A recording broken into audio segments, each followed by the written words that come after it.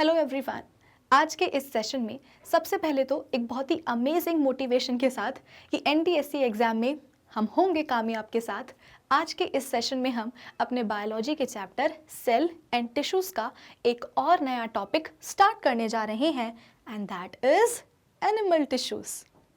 Previous session में हमने बात करी थी कॉम्प्लेक्स परमानेंट टिश्यू के ऊपर, जहाँ पर हमने जाइलम एंड फ्लोएम के बारे में बहुत सारी इंटरेस्टिंग चीज़ों को डिस्कस किया था। कॉम्प्लेक्स परमानेंट टिश्यू को पढ़ने के पहले हमने बात करी थी सिंपल परमानेंट टिश्यू के ऊपर। तो ये दोनों हैं क्या? Simple permanent tissue, complex permanent tissue, ये दोनों ही दो कैटेगरीज हैं परमानेंट टिश्यूज़ की। तो परमानेंट टिश्यूज़ को पढ़ने के पहले हमने बात करी थी मेरिस्टेमेटिक टिश्यूज़ के ऊपर। यानी कि आप बोल सकते हो कि meristematic tissues and permanent tissues, इन दोनों ही टिश्यूज़ को पढ़ने के बाद जो अपना एक मेजर कंसेप्ट है ना प्लांट टिश्यूज़ का, वो होता है कंप्लीट। यानी कि प्लांट के टिश्यूज़ तो हमने पढ़ लिए, तो एनिमल के टिश्यूज़ भी तो पढ़ने पड़ेंगे ना। तो आज के इस सेशन में हम बात करने वाले हैं एनिमल टिश्यूज़ के ऊपर। टू बी मोर स्पेसिफिक, आज हम बात करेंगे एपिथेलियल टिश्यू की। सो आई होप कि आज के सेशन का जो टारगेट है वो सभी को एकदम क्लियर है। तो अब एक काम करते हैं ना, जल्दी से सेशन को स्टार्ट कर लेते हैं। So this is Vibhuti Khare, welcome to Magnet Brains, जहाँ पर आपको सभी चैप्टर्स के वीडियो लेक्चर्स मिलते हैं बिल्कुल फ्री ऑफ कॉस्ट। यानी कि मैग्नेट ब्रेन्स में आपको 2 चैप्टर्स पढ़ने के बाद किसी भी तरह का पेमेंट करने की या पैकेज परचेज करने की रिक्वायरमेंट बिल्कुल भी नहीं है, क्योंकि मैग्नेट ब्रेन्स आप सब तक पहुंचा रहा है क्वालिटी एजुकेशन बिल्कुल फ्री ऑफ कॉस्ट। तो इसी अच्छी बात से हम स्टार्ट कर लेते हैं आज का हमारा ये सेशन, जहां पर हम बात करेंगे एनिमल टिश्यूज़ के ऊपर। ठीक है, चलो शुरू करते हैं। अब देखो यहाँ पे क्या लिखा गया है। The body of animals is also made up of different types of tissues which perform specific functions. अब देखो, ये बात तो हम सभी को पता है और मैंने आपको प्रीवियस सेशंस में कई बार समझा भी दी है, एक्सप्लेन भी कर दी है कि सपोज अगर हम कंसिडर करें किसको, अपने आप को, ठीक है, हम अभी बात कर रहे हैं किसकी, अपने आप की, यानी कि एक ह्यूमन बॉडी की। तो एक ह्यूमन बॉडी में तो बहुत सारे सेल्स होते हैं, millions, billions and trillions of cells हमारे बॉडी में होते हैं। अब यही सेल्स क्या करते हैं, आपस में मिलजुल करके कुछ ग्रुप्स बना लेते हैं, और सेल्स के इन्हीं ग्रुप्स को हम क्या बोलते हैं, टिश्यूज़ बोलते हैं। और ये टिश्यूज़ क्या करेंगे, जिस तरीके से सेल्स ने मिल करके ग्रुप्स बनाए थे, वैसे ही टिश्यूज़ भी आपस में मिलजुल करके क्या बना लेते हैं, ऑर्गन्स बना लेते हैं। और यही ऑर्गन्स आपस में मिल करके क्या बना लेते हैं, अलग अलग ऑर्गन सिस्टम्स बना लेते हैं। तो ये जो पूरा लेवल ऑफ ऑर्गेनाइजेशन है, ये आप सबको समझ में आता है ना। भाई मैं आपको पहले भी बता चुकी हूँ ना, एक्सप्लेन कर चुकी हूँ कि बहुत सारे सेल्स हैं, ये सेल्स मिलके क्या करेंगे, टिश्यूज़ बनाएंगे। ये टिश्यूज़ मिलके क्या करेंगे, ऑर्गन्स बनाएंगे। ये डिफरेंट ऑर्गन्स मिलके क्या करेंगे, डिफरेंट ऑर्गन सिस्टम्स बनाएंगे। तो ये बात किसी से भी छुपी नहीं है कि भाई एनिमल बॉडी में भी क्या होते हैं, बहुत सारे सेल्स होते हैं। भाई हमने प्लांट टिश्यूज़ का कंसेप्ट पढ़ लिया है ना, तो प्लांट के का जो कंसेप्ट है ना, प्लांट की जो बॉडी है उसके बारे में अब हमको बहुत सारी नॉलेज मिल चुकी है, नॉलेज हो चुकी है, ज्ञान हमको मिल गया है कि भाई प्लांट की बॉडी में बहुत सारे सेल्स होते हैं। सिमिलरली एनिमल की भी बॉडी में बहुत सारे सेल्स होते हैं। तो ये बात अब किसी से भी छुपी नहीं है कि भाई एनिमल की बॉडी में भी बहुत सारे सेल्स होते हैं, और यही सेल्स मिलके क्या बनाते हैं, टिश्यूज़ बनाते हैं।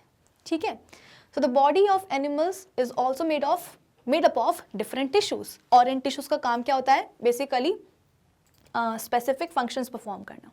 ओके, फिर फॉर एग्जाम्पल कॉन्ट्रैक्शन एंड, देखो यहाँ पे क्या लिखा है, एग्जाम्पल से आपको समझाने की कोशिश की जा रही है कि contraction and relaxation of muscle sales results in the movement of body parts. जैसे कि अभी मैंने क्या करा, अभी जो है ना, मैंने पेन को ऐसे उठाया और यहाँ पे एक लाइन ड्रॉ कर दी, आपको बताने के लिए कि देखो क्या एग्जाम्पल आपको दिया जा रहा है। जिस समय मैं आपको बता रही हूँ कि देखो क्या एग्जाम्पल दिया जा रहा है, उस समय मैं क्या कर रही हूँ, अपने हाथों को हिला रही हूँ कि नहीं हिला रही हूँ, अपने आप बोल सकते हो कि हैंड्स का मूवमेंट करवा रही हूँ कि नहीं करवा रही हूँ। तो ये जो मूवमेंट हो रहा है ये कैसे हो रहा है भाई? आप भी अपने घर में बैठ करके इस वीडियो को देख रहे हो, इस लेक्चर को देख रहे हो, और लेक्चर को देखते देखते क्या कर रहे हो, सर को ऐसे ऐसे खुजा रहे हो या कहीं और खुजली हो रही है। तो ये जो आप खुजली कर रहे हो इसमें आप बेसिकली कर क्या रहे हो, अपने हाथों को मूव कर रहे हो। तो ये जो हैंड्स का मूवमेंट पॉसिबल हो रहा है, मेरे बाल तो नहीं बिगड़ते, हाँ, तो ये जो हैंड्स का मूवमेंट हो रहा है ये मूवमेंट कैसे हो रहा है? तो आप बोल सकते हो कि हमारे हाथों की जो मसल्स हैं, ठीक है, हमारे हाथों की जो मसल्स हैं, अगेन ये मसल्स किसकी बनी होती हैं? मसल सेल्स की बनी होती हैं। तो ये जो मसल सेल्स हैं ये बेसिकली क्या करने वाले हैं? Contract relax, contract relax. आई बात समझ में? मैं आपको क्या बताना चाह रही हूँ कि जिस समय हम अपने हाथों का मूवमेंट करते हैं तो ये हाथों का मूवमेंट कैसे पॉसिबल हो रहा है? तो हमारे हाथ की जो मसल्स हैं ये बेसिकली मसल्स किसकी बनी होती हैं? मसल सेल्स की बनी होती हैं। हर एक चीज़ हमारी बॉडी में किसकी बनी है? सेल्स की बनी है। तभी तो billions and trillions of cells होते हैं हमारे बॉडी में। तो हमारे, आप बोल सकते हो कि जो मसल्स हैं वो भी किससे बनी हुई हैं? मसल सेल्स की बनी हुई हैं। तो यही मसल सेल्स क्या करते हैं? बेसिकली कॉन्ट्रैक्ट करते हैं, रिलैक्स करते हैं, और इनके कॉन्ट्रैक्शन और रिलैक्सेशन के कारण ही मसल्स क्या करती हैं? कॉन्ट्रैक्ट और रिलैक्स करती हैं। और जब मसल्स कॉन्ट्रैक्ट करती हैं तभी बॉडी का, आप बोल सकते हो कि बॉडी के पार्ट्स का मूवमेंट होता है।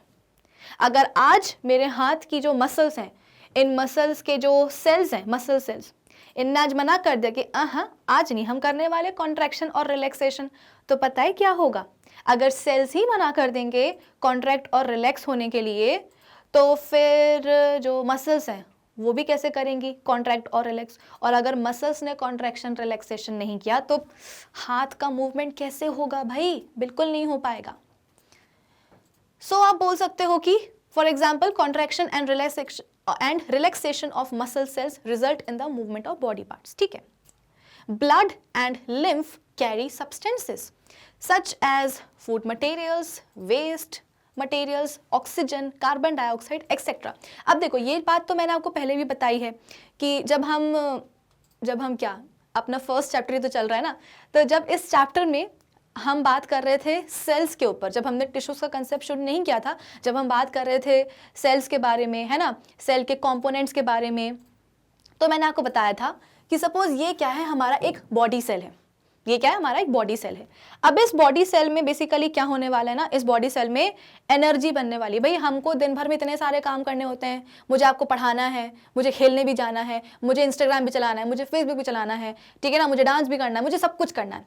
तो इतने सारे काम करने के लिए मेरे को एनर्जी चाहिए कि नहीं चाहिए? तो ये एनर्जी कहाँ से मिलती है? तो भाई मेरे बॉडी के जो डिफरेंट बॉडी सेल्स है, इतने सारे बॉडी सेल्स हैं, ये किस काम आएंगे भाई? इनका काम ही क्या होता है? एनर्जी बनाना। तो एनर्जी कैसे बनेगी? तो इसके लिए सबसे पहले मुझे खाना खाना पड़ेगा, ठीक है। तो खाना हमने खाया, खाने का क्या हुआ? डाइजेशन हुआ, अब्जॉर्प्शन हुआ। अब्जॉर्प्शन के बाद आप बोल सकते हो कि क्या बन गया? ग्लूकोज बन गया। अब ये जो ग्लूकोज है ये कहाँ जाएगा? सपोज इस बॉडी सेल के लेवल पे पहुंच गया, जो भी मैंने खाना खाया था उस खाने से आप बोल सकते हो कि जूस निकल गया, खाने का डाइजेशन हो गया, अब्जॉर्प्शन हो गया। और अब्जॉर्प्शन में आपको मिला क्या? मतलब आपको क्या, मुझे क्या मिला? खाना मैंने खाया था ना, तो मुझे क्या मिलेगा? तो ग्लूकोज मिलेगा। तो ये ग्लूकोज कहाँ जाएगा? सपोज इस बॉडी सेल के लेवल तक जाएगा। अब क्या ग्लूकोज के आ जाने से, या आप ये बोल सकते हो कि सिर्फ ग्लूकोज के आ जाने से जो बॉडी सेल है वो एनर्जी बना लेगा क्या? नहीं। क्यों नहीं? क्योंकि इसको ऑक्सीजन भी तो चाहिए ना। ऑक्सीजन की ही प्रेजेंस में क्या होने वाला है? ग्लूकोज को ऐसे तोड़ा जाएगा, जिसे हम क्या बोलते हैं? Cellular respiration. Basically cellular respiration में क्या होता है कि बॉडी सेल्स के लेवल पर जो भी हम खाना पीना खाते हैं, जो फूड स्टफ होता है ना, उसका ऑक्सीडेशन होता है। तो जो भी हमने मतलब बॉडी सेल के लेवल पर ये जो ग्लूकोज आया है इसका ऑक्सीडेशन होने वाला है। बेसिकली ग्लूकोज टूटेगा, किस में टूटेगा? तो ये टूटेगा कार्बन डाइऑक्साइड में, ये टूटेगा पानी में, और क्या निकलेगी? बहुत सारी एनर्जी निकलेगी। और इसी एनर्जी को हम क्या करते हैं? एटीपी के फॉर्म में बेसिकली स्टोर कर लेते हैं, है ना। इसी एनर्जी को भाई सेलुलर रेस्पिरेशन जो भी हुआ है, जो भी ग्लूकोज का आप बोल सकते हो कि ऑक्सीडेशन हुआ है, उससे होगा क्या कि कार्बन डाइऑक्साइड प्रोड्यूस होगा, पानी प्रोड्यूस होगा और एनर्जी प्रोड्यूस होगी। इसी एनर्जी को हम एटीपी के फॉर्म में स्टोर कर लेते हैं और जब भी एनर्जी की रिक्वायरमेंट होती है तो एटीपी को हम यूटिलाइज कर लेते हैं। इसीलिए एटीपी को हम क्या बोलते हैं, जल्दी बताओ क्या बोलते हैं? Energy currency of the cell. याद आया कि नहीं आया? बत्ती जली कि नहीं जली? अब जरा मुझे बताओ, आप सोचोगे कि मैम ये कथा आपने कहाँ से शुरू कर दी, हम तो टिश्यूज पढ़ रहे थे, हमको तो एपिथेलियल टिश्यू पढ़ना है मैम, या आप ये क्या पढ़ा रही हो हमको? अरे सारी चीजें क्या होती हैं भाई, इंटर रिलेटेड होती हैं। पिछला जो पढ़ा हुआ है उसको भूलना नहीं है। जो भी हमने पिछली बातें करी हैं उन सभी पिछली बातों को याद करो, रिवाइज करो, ताकि आज जो हम चीजें पढ़ रहे हैं वो आपको याद रहे हमेशा के लिए, आप रिलेट कर पाओ उन सभी चीजों को। इसलिए अब जरा मुझे ये बताओ कि ये कहना तो बड़ा आसान हुआ कि बॉडी सेल के पास क्या पहुंच गया, ग्लूकोज पहुंच गया, बॉडी सेल के पास क्या पहुंच गया, ऑक्सीजन पहुंच गया। लेकिन जरा मुझे ये बताओ कि ये ग्लूकोज और इस ऑक्सीजन को इस बॉडी सेल तक पहुंचा कौन रहा है? क्या हम जाकर के पहुंचाते हैं कि हमारे अंदर कोई घुसा, उसने क्या करा, हर एक बॉडी सेल को जाकर के ग्लूकोज दिया और ऑक्सीजन दी? नहीं, ऐसा नहीं होता। तो जरा मुझे ये बताओ कि हर एक बॉडी सेल को ग्लूकोज और ऑक्सीजन देने का काम किसका है? या वो छोड़ो, यहाँ पे जो कार्बन डाइऑक्साइड प्रोड्यूस हुई है, अब कार्बन डाइऑक्साइड कोई अच्छी चीज तो है नहीं, कोई आप बोल सकते हो कि डायमंड तो है नहीं जिसको कि हम क्या करेंगे, अपने पास दबोच करके रख लेंगे, किसी को देंगे नहीं। नहीं, कार्बन डाइऑक्साइड तो अच्छी चीज नहीं है, उसको बाहर निकालना पड़ेगा। तो बाहर निकालते हम कैसे हैं? सांस छोड़ते हैं कि नहीं छोड़ते हैं? भाई सांस लेते हैं तो छोड़ते भी तो हैं, या सिर्फ लेते लेते जाते हैं? नहीं, छोड़ते भी हैं। तो जब हम एक्सहेल करते हैं तो बेसिकली हम कार्बन डाइऑक्साइड को अपनी बॉडी से बाहर निकाल देते हैं। आई बात समझ में? तो लंग्स का क्या काम होता है कि जो भी कार्बन डाइऑक्साइड प्रोड्यूस हो रही है बॉडी सेल्स में, उस कार्बन डाइऑक्साइड को बॉडी के बाहर निकाल देना। अब मुझे ये बताओ जरा कि जो कार्बन डाइऑक्साइड है वो तो बॉडी के सेल पे प्रोड्यूस हुई थी, बॉडी के सेल्स के लेवल पे प्रोड्यूस हो रही है कार्बन डाइऑक्साइड। इस कार्बन डाइऑक्साइड को लंग्स में लेकर के कौन जा रहा है? भाई लंग्स तो बैठे हुए हैं, फेफड़े बैठे हुए हैं अपना काम करने के लिए कि हाँ कार्बन डाइऑक्साइड दो ला करके हम क्या करेंगे, इस कार्बन डाइऑक्साइड को बाहर निकाल देंगे, बाहर फेंक देंगे बॉडी के। लेकिन लंग्स को कोई कार्बन डाइऑक्साइड जाकर के दे तो तब तो जाकर के लंग्स अपना काम करेंगे। तो मेरा सवाल आपसे यह है कि जरा मुझे ये बताओ कि ये कार्बन डाइऑक्साइड बॉडी सेल्स से निकल करके लंग्स में कैसे पहुंच रही है? बताओ बताओ। इसमें भी आप बोल सकते हो कि हमारा जो ब्लड है ना, ब्लड वो एक बहुत ही मेजर रोल प्ले करता है। ब्लड क्या है? ब्लड खुद एक कनेक्टिव टिश्यू है। कहने में मतलब सुनने में थोड़ा सा अजीब लगता है ना कि ब्लड टिश्यू, हाँ बिल्कुल। और इस टिश्यू के बारे में हम बात करेंगे, डीप में बात करेंगे, डिटेल में जाकर के बात करेंगे। तो बेसिकली ये ब्लड ही होता है, ये एक कनेक्टिव टिश्यू ही होता है जो कि क्या करेगा कि बॉडी सेल्स के लेवल पर जो भी कार्बन डाइऑक्साइड प्रोड्यूस हुई है उस कार्बन डाइऑक्साइड को ब्लड जो है ना अपने अंदर डालेगा। कि हाँ जैसे कि एक बोरा होता है ना, बोरा, तो बोरे में क्या हो रहा है, कार्बन डाइऑक्साइड को हम भर रहे हैं और इस बोरे को ले जा करके हम, आप बोल सकते हो कि लंग्स को जाकर के देके आ जाएंगे कि ये लो भाई कार्बन डाइऑक्साइड, इसको बॉडी के बाहर निकाल दो। तो ये जो कार्बन डाइऑक्साइड बॉडी सेल्स के लेवल से लंग्स तक पहुंच रही है, कैसे पहुंच रही है? ब्लड के थ्रू पहुंच रही है। ब्लड बोलता है कि हाँ आने दो आने दो आने दो। अरे मैं तो जा ही रहा हूं फेफड़ों के लेवल तक, तो मैं जा ही रहा हूं, तो अपने साथ जो है ना कार्बन डाइऑक्साइड को ले जाता हूं और वहां पे ले जाकर के छोड़ दूंगा, बाकी लंग्स अपना काम कर लेंगे। और एग्जैक्टली यही होता है।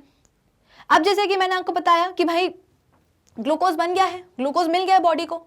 अब ग्लूकोज को हर एक बॉडी सेल तक कौन पहुंचाएगा? तो ब्लड बोलेगा कि अरे यार मेरा तो काम ही है यहाँ से वहां भटकना, मैं तो जा ही रहा हूं इस सेल के पास, तो एक काम करो ना, ग्लूकोज मुझे ही दे दो। जब मैं जाऊंगा इस सेल के लेवल तक तो इस सेल को ग्लूकोज दे करके आ जाऊंगा।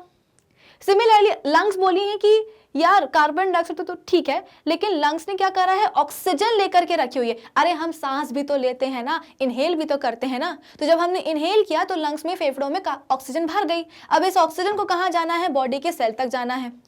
तो लंग्स बोलेगी कि हाय तौबा, अब मैं क्या करूं? क्यों? क्योंकि मेरे अंदर तो भर भर के ऑक्सीजन है, लेकिन इस ऑक्सीजन को बॉडी सेल्स तक लेकर के कौन जाए? तो ब्लड बोलेगा कि अरे यार भाई कैसी बात करते हो, जब मैं तुमको आकर के कार्बन डाइऑक्साइड दे सकता हूं, ब्लड बोल रहा है किससे? लंग से, तो तुम्हारे पास जो ऑक्सीजन है वो मैं लेकर के जा भी तो सकता हूं ना बॉडी सेल्स तक। तो एग्जैक्टली यही होता है। तो जरा आप खुद सोचो कि ब्लड का कितना इंपॉर्टेंट रोल है।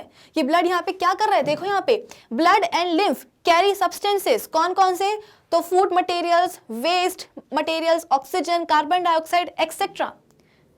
इन सभी चीजों को कैरी करने का काम किसका हो रहा है, फूड मटेरियल्स का, वेस्ट सब्सटेंसेस का, ऑक्सीजन का, कार्बन डाइऑक्साइड का, इन सबको कैरी कौन करता है, ब्लड, लिम्फ, सीधी सी बात है। From one part to another, nerve cells जो होते हैं हमारे, ठीक है ना, nerve cells respond to external and internal stimuli etcetera. जैसे कि आपके हाथ ने गर्म बर्तन छू लिया आज, अब गर्म बर्तन छू लिया है, इसकी जानकारी ब्रेन तक कौन पहुंचाएगा, भाई ब्रेन तो बैठा हुआ है सारी इंफॉर्मेशन को प्रोसेस करने के लिए कि हाँ इंफॉर्मेशन देते जाओ, मैं प्रोसेस करता जाऊंगा। अब आपके हाथ ने गर्म बर्तन छुआ है, इसकी इंफॉर्मेशन ब्रेन को कौन पहुंचाएगा, तो ये जो नर्व सेल्स है ना, यही भाई इनका काम क्या होता है, भाई बॉडी के अंदर है तो कुछ काम तो करें, फोकट में कोई क्यों बॉडी के अंदर रहने देगा, काम तो करना पड़ेगा अगर बॉडी के अंदर हो तो नर्व सेल्स क्या करेंगे, इस इंफॉर्मेशन को, इस स्टिमुलस को लेकर के जाएंगे ब्रेन के पास कि सुनो इस हाथ ने जो है ना गर्म बर्तन छुआ है। अब ब्रेन क्या करेगा, इंफॉर्मेशन को प्रोसेस करेगा और फिर ब्रेन की बत्ती जलेगी कि ओ माय गॉड ये जो बर्तन है ये तो गर्म है, और अगर मतलब कुछ ज्यादा ही गर्म है और अगर हाथ नहीं हटाया तो फिर जल जाएगा हाथ, इंजरी हो जाएगी, तो क्या करना पड़ेगा, हाथ को हटाना पड़ेगा। तो अब ये जो ऑर्डर है ब्रेन का कि भाई हाथ हटाओ, लग जाएगी, जल जाएगा हाथ, इस ऑर्डर को हाथ तक कौन लेकर के जाएगा कि भाई हाथ हटा लो, अगेन नर्व सेल्स। तो नर्व सेल्स आप बोल सकते हो कि रिस्पॉन्ड करते हैं एक्सटर्नल और इंटरनल स्टिमुलाई में एक्सेट्रा। नाउ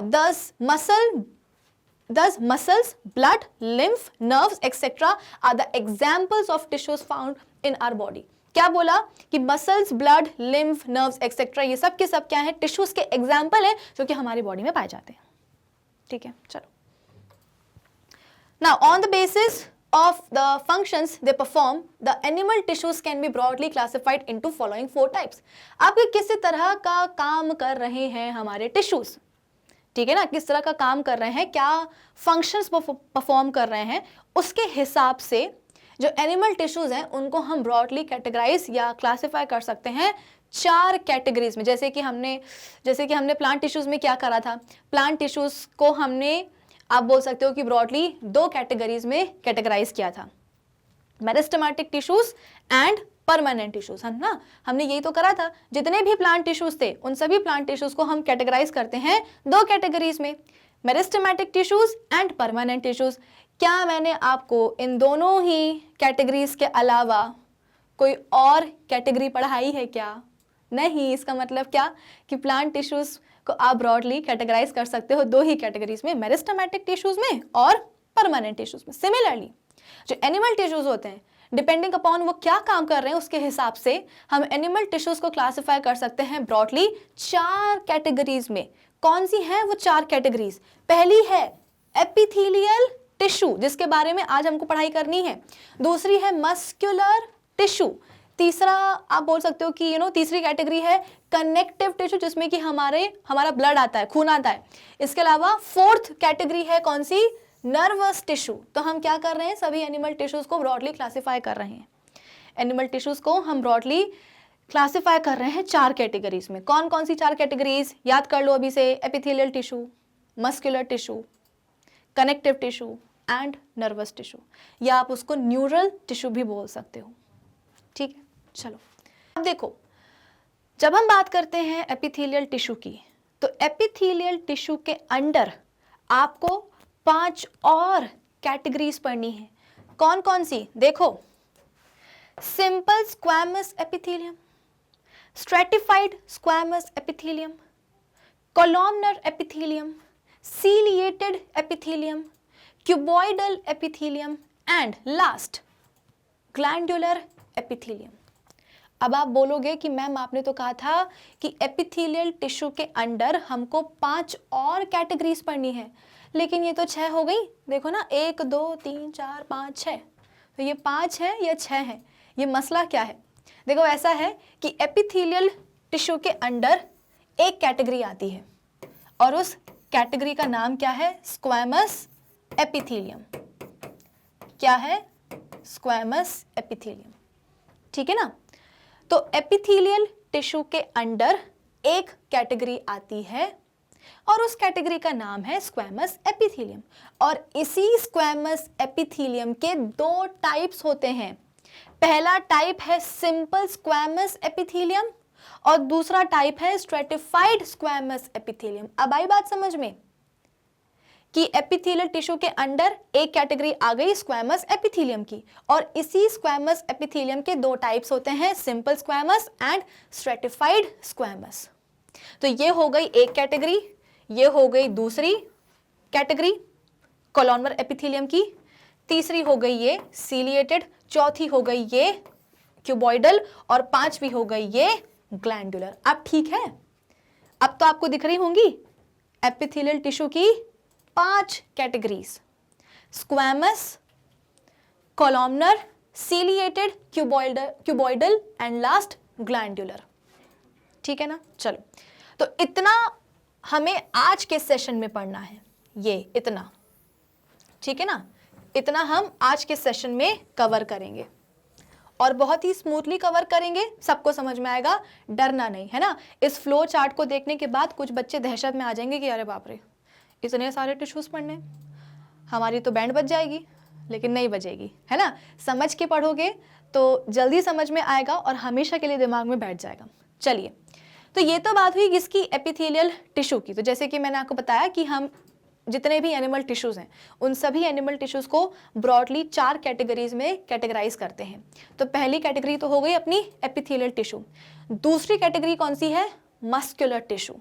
और इस मस्कुलर टिश्यू में भी आपको मिलेंगी फर्दर और 3 categories, striated muscles, non striated muscles and cardiac muscles. तो बेसिकली हमारी बॉडी में ना कुल मिलाकर के मसल्स तो होती हैं, बहुत सारी मांसपेशियां हैं, लेकिन 3 टाइप की मसल्स होती हैं। कार्डियक मसल्स, हार्ट की, हमारे हार्ट की जो मसल्स होती हैं उनको हम क्या बोलते हैं, कार्डियक मसल्स। इसके अलावा non striated muscles and striated muscles. ठीक है, ये कैटेगरी आप बोल सकते हो कि एनिमल टिश्यू की सबसे छोटी होती है। मस्कुलर टिश्यू बहुत आसान होती है, सबको समझ में आती है। ठीक है, फिर इसके बाद में हम बात करेंगे अपने कनेक्टिव टिश्यू की। और कनेक्टिव टिश्यू आप बोल सकते हो कि जैसा कि नाम वैसे ही काम। कनेक्टिव टिश्यू नाम से क्या समझ में आ रहा है, वो वाला टिश्यू जो कि कनेक्ट करेगा।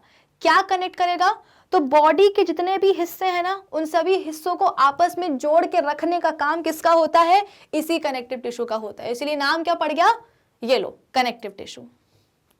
इसमें हम बात करेंगे 3 कैटेगरीज की। पहली होगी कनेक्टिव टिश्यू प्रॉपर, दूसरी होगी सपोर्टिव कनेक्टिव टिश्यू और तीसरी कैटेगरी होगी फ्लूइड कनेक्टिव टिश्यू। और फ्लूइड कनेक्टिव टिश्यू में ही क्या आते हैं, ब्लड और लिम्फ। ये ब्लड कहने को तो मतलब सुनने में ऐसा लगता है कि मैम, अगर मैम ने बोल भी दिया है कि ब्लड जो है ना एक टिश्यू है, तो सुनने में ही अच्छा नहीं लगता है, मानना तो बहुत दूर की बात है। लेकिन नहीं, सच बात तो यही है कि जो ब्लड है, जो लिम्फ है, ये दोनों ही क्या है, टिश्यू हैं, कनेक्टिव टिश्यू हैं, फ्लूइड कनेक्टिव टिश्यू हैं। बहते हैं ना, ब्लड तो फ्लो करता है, लिम्फ भी। फिर इसके अलावा सपोर्टिव कनेक्टिव टिश्यू में कार्टिलेज और बोन्स। भाई सीधी सी बात है ना, अगर हड्डियां ना हो तो क्या मांसपेशियों से काम चल जाएगा क्या। माना कि मसल्स बहुत इंपॉर्टेंट होती है हमारे लिए, लेकिन आज जो हमारा एक प्रॉपर स्ट्रक्चर आपको दिखाई देता है, मेरा, आपका खुद का, इस दुनिया में जितने भी जानवर हैं उन सब के, ठीक है, तो जो आपको एक प्रॉपर स्ट्रक्चर उनका दिखाई दे रहा है, वो क्यों दिखाई दे रहा है, क्योंकि उनकी बॉडी में एक स्केलेटन प्रेजेंट है। स्केलेटन किससे बनता है, हड्डियों से बनता है, कार्टिलेज वगैरह सब होता है उसमें। अगर ये स्केलेटन ना हो तो आप बोल सकते हो कि हम सब जो है ना गद्दे बन के रह जाएं। क्यों, क्योंकि सिर्फ मसल्स रहेंगी इसलिए। चलिए, फिर इसके बाद में कनेक्टिव टिश्यू प्रॉपर में हम पढ़ेंगे areolar tissue, adipose tissue and fibrous tissue. ठीक है, फिर 3 कैटेगरीज हो जाएंगी। इसके बाद में लास्ट में हम बात करेंगे नर्वस टिश्यू की। और नर्वस टिश्यू अगेन आप बोल सकते हो कि काफ़ी छोटा टिश्यू है, यहाँ पे हमें बस न्यूरॉन का स्ट्रक्चर समझना होता है और उसका फंक्शन समझना होता है, बस, और कुछ नहीं।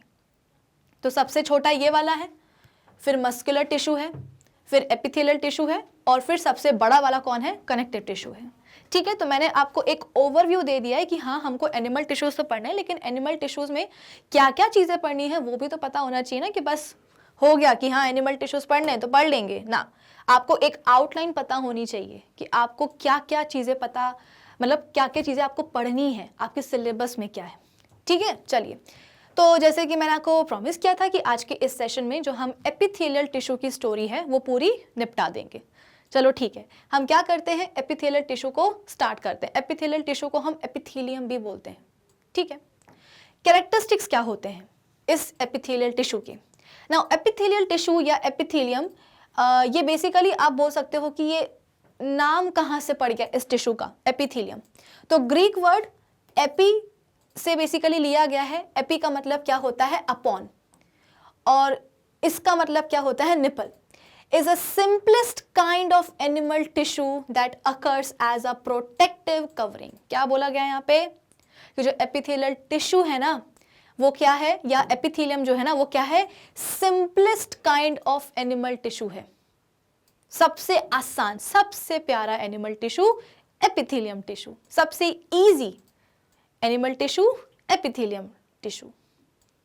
ठीक है ना, इसीलिए शुरुआती हमने किससे करी है, सिंपल एनिमल टिश्यू के साथ करी है। ठीक है, तो ऐसे आप याद रख सकते हो कि मैम ने सबसे पहले जब हमको एनिमल टिश्यूज पढ़ाए थे तो उसमें सबसे पहले हमको क्या पढ़ाया गया था, एपिथेलियल टिश्यू या एपिथेलियम। क्यों पढ़ाया गया था, क्योंकि हम किसी भी चीज़ की जो शुरुआत है वो किससे करते हैं, बेसिक चीज़ से करते हैं ना, ताकि आपके कंसेप्ट मजबूत रहें। पहले आसान चीज़ करते हैं, इसके बाद में डिफिकल्ट आप बोल सकते हो कि चीज़ को हम करते हैं, है ना। डिफिकल्टी लेवल हम धीरे धीरे धीरे बढ़ाते हैं। तो चैप्टर की शुरुआत, एनिमल टिश्यू की शुरुआत हमने कहाँ से करी थी, एपिथेलियम से। इसका मतलब क्या कि एपिथेलियम क्या है, एपिथेलियल टिश्यू क्या है, सिंपलेस्ट टाइप का एनिमल टिश्यू है that occurs as a protective covering, जो कि एक प्रोटेक्टिव कवरिंग के फॉर्म में आप बोल सकते हो कि एनिमल्स में प्रेजेंट होता है। इट कंसिस्ट्स ऑफ वन और more layers of tightly cohesive sheets of cells which cover the external surface of the body and the viscera मतलब कि internal organs, और lining the cavities and the body and viscera। तो basically यहाँ पे हुआ क्या, यहाँ पे जो एक बात बोली गई है कि ये प्रोटेक्टिव कवरिंग के फॉर्म में जो है ना अकर करता है। ये एक बहुत ही बड़ी बात बोल दी गई है आपके सामने कि ये बात सच है कि जो एपिथेलियल टिश्यू है, जो एपिथेलियम है, वो सिंपलेस्ट टाइप का एनिमल टिश्यू होता है, लेकिन ये एनिमल टिश्यू बेहद काम का होता है। क्यों, क्योंकि ये प्रोटेक्टिव कवरिंग के माफिक प्रेजेंट होता है हमारी बॉडी में। प्रोटेक्टिव कवरिंग, जैसी भी कवरिंग होती है ना, जो भी कवरिंग हो, भाई आप अपने नोटबुक्स पर, अपनी बुक्स पर ब्राउन पेपर चढ़ाते हो कि नहीं चढ़ाते हो, क्यों चढ़ाते हो, क्योंकि आपको पता है कि भाई ये जो नोटबुक्स हैं, ये जो हमारी किताब है, ये हमको पूरे एक सेशन चलानी है, तो वो एक पूरे सेशन चले, इसके लिए वो सही सलामत रहे, इसके लिए हम क्या करते हैं, उनको कवर चढ़ा देते हैं कि भाई तेल पानी ना कुछ गिर जाए, है ना, कुछ गंदगी ना लग जाए उस पर, उस वजह से। सिमिलरली हमारी बॉडी को भी तो प्रोटेक्शन की ज़रूरत होती है। भाई हमारे बॉडी के अंदर जो चीज़ें हैं ना वो बहुत सेंसिटिव होती हैं, बॉडी के अंदर का मामला बहुत सेंसिटिव होता है, बहुत डेलिकेट होता है, तो सीधी सी बात है प्रोटेक्शन तो चाहिए है। तो जो एपिथेलियल टिश्यू है ना वो हमारी बॉडी में आप बोल सकते हो कि प्रोटेक्टिव कवरिंग के तौर पे प्रेजेंट होता है।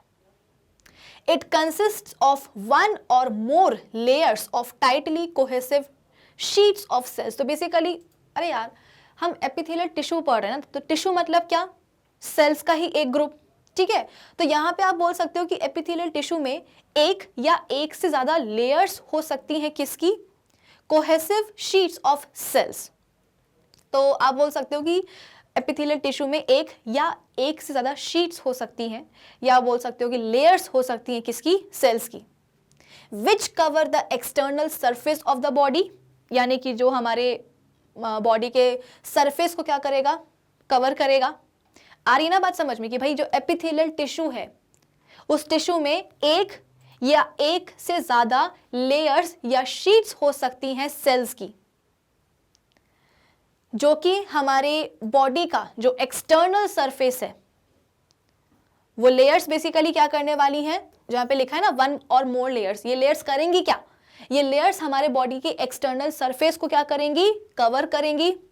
जो विसरा है यानी कि हमारे जो इंटरनल ऑर्गन्स हैं उनको कवर करेगी, और जो बॉडी की कैविटीज हैं उनको भी लाइन करेगी। लाइन करने का मतलब समझ में आता है कि नहीं आता? देखो जैसे कि मैंने बोला कि ये क्या है, एक ट्यूब है। ट्यूब कौन सी? हमारी इसोफेगस है, फूड पाइप है। ये क्या है? हमारा फूड पाइप है। अभी आपको छोटा दिख रहा होगा, लेकिन मान लो कि ये काफी बड़ा है ना, ऐसे ऐसे करके मान लो कि काफी बड़ा फूड पाइप है। तो फूड पाइप पर आप क्या कर सकते हो? मैंने आपको बोला कि फूड पाइप को कवर करो, क्योंकि फूड पाइप बहुत, अरे भाई मांस ही तो है वो भी, तो वो बहुत डेलिकेट है, उसको कवर करो। तो आप कवर कैसे करोगे? ये रहा फूड पाइप, और उस पर आप क्या करोगे? ऐसे ब्राउन पेपर ला करके चढ़ा दोगे बाहर की सरफेस पर, और आप बोलोगे कि मैम देखो फूड पाइप हो गया है क्या कवर। मैंने कहा हाँ बहुत अच्छी बात है, कर लिया कवर। लेकिन अभी भी इसका जो प्रोटेक्शन है वो प्रॉपर हुआ नहीं है। कैसे प्रॉपर नहीं हुआ है? मैंने आपको बोला कि आपको फूड पाइप को प्रोटेक्ट करना है, तो इसके लिए आपने क्या करा? आपने ऊपर जाकर के उसके कवर ब्राउन पेपर चढ़ा दिया। लेकिन अंदर का क्या? अंदर आप बोल सकते हो कि ईसोफेगस क्या है? एक ट्यूब ही तो है ना। तो ट्यूब की आप बोल सकते हो कि जो अंदर की दीवारें हैं, ट्यूब की जो अंदर की दीवारें हैं, उन अंदर की दीवारों पर अगर आपने एक कवर चढ़ा दिया तो वो पता है कवर क्या होगा? वो होगी ट्यूब की लाइनिंग। क्या होगी? लाइनिंग। आपने जो फूड पाइप पर ऊपर से कवर चढ़ाया था, तो ऊपर से जो आपने कवर चढ़ाया वो बेसिकली आपने करा क्या है कि ट्यूब की जो बाहर वाली दीवारें हैं, जो आउटर वॉल्स हैं, उनको आपने प्रोटेक्ट कर दिया। लेकिन अंदर वाली दीवारों का क्या? तो अंदर वाली दीवारों पे आप जो कवर चढ़ाओगे कुछ इस तरीके से, अंदर वाली दीवारों पे जो आप कवर चढ़ाओगे ना, उस कवर को आप क्या बोलोगे? ट्यूब की लाइनिंग बोलोगे। आई बात समझ में? तो इसीलिए यहाँ पे मैंने आपको बताया ना कि ये बहुत बड़ी बात बोली गई है कि जो एपिथेलियल टिश्यू है ना, ये एपिथेलियल टिश्यू हमारे बॉडी में, माना कि सिंपलेस्ट टाइप का होता है एनिमल टिश्यू, एपिथेलियल टिश्यू, लेकिन ये एपिथेलियल टिश्यू हमारे बॉडी में कैसे आता है? प्रोटेक्टिव कवरिंग के फॉर्म में आता है। इस एपिथेलियल टिश्यू में एक या एक से ज्यादा लेयर्स हो सकती हैं या शीट्स हो सकती हैं। किसकी? सेल्स की। इन लेयर्स का काम क्या होता है कि हमारे बॉडी के एक्सटर्नल सरफेस को कवर करना, हमारे जो इंटरनल ऑर्गन्स हैं उनको कवर करना, हमारी बॉडी की जो कैविटीज हैं उन कैविटीज को अंदर से जाकर के लाइन करना।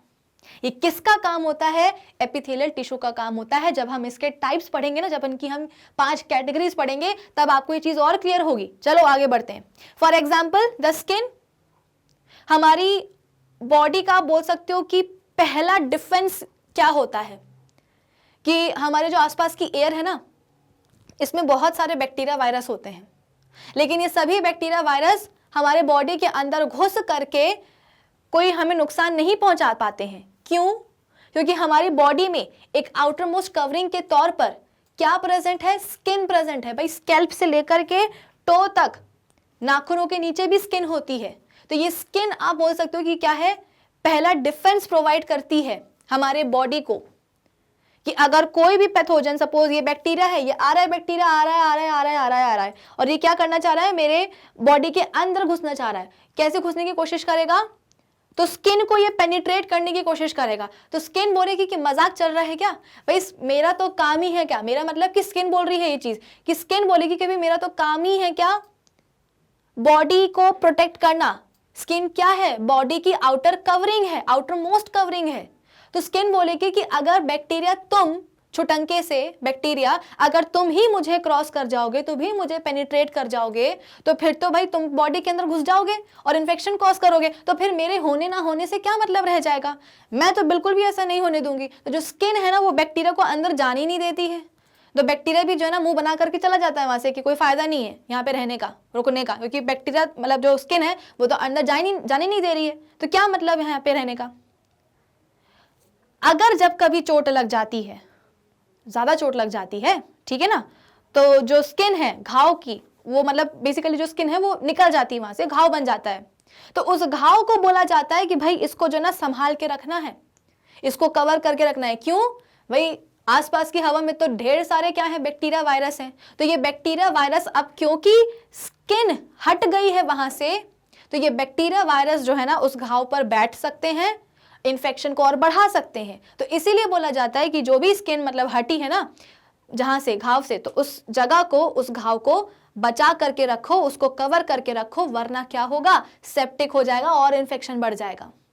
स्किन का इतना बड़ा रोल होता है हमारे बॉडी में। तो अब ये जो स्किन है, इतनी तारीफ तो हमने कर दी है, जो स्किन है ये किसकी बनी होती है? एपिथेलियल टिश्यू की ही बनी होती है। आप समझ में आया? ये जो यहाँ पे मैंने बोला था कि जो एपिथेलियल टिश्यू है इसमें होता क्या है, एक या एक से ज्यादा लेयर्स हो सकती हैं सेल्स की। ये लेयर्स क्या करती हैं, हमारे बॉडी के एक्सटर्नल सरफेस को कवर करती हैं। तो बॉडी के एक्सटर्नल सरफेस को कवर करने के लिए कौन आता है भाई? स्किन ही तो आती है। और स्किन किसकी बनी होती है? एपिथेलियल टिश्यू की। अब आया समझ में? इसके अलावा surface layer of mouth, alimentary canal, lungs etcetera are all made up of epithelial tissue. ये सब के सब आप बोल सकते हो कि माउथ, एलिमेंट्री, भाई एलिमेंट्री कैनाल तो हमारी माउथ से शुरू हो जाती है ना और एनस तक जाती है, तो पूरी की पूरी जो एलिमेंट्री कैनाल है, माउथ है, लंग्स है एक्सेट्रा, इन सभी की आप बोल सकते हो कि जो सरफेस लेयर होती है वो किसकी बनी होती है? एपिथेलियल टिश्यू की बनी होती है। आई बात समझ में?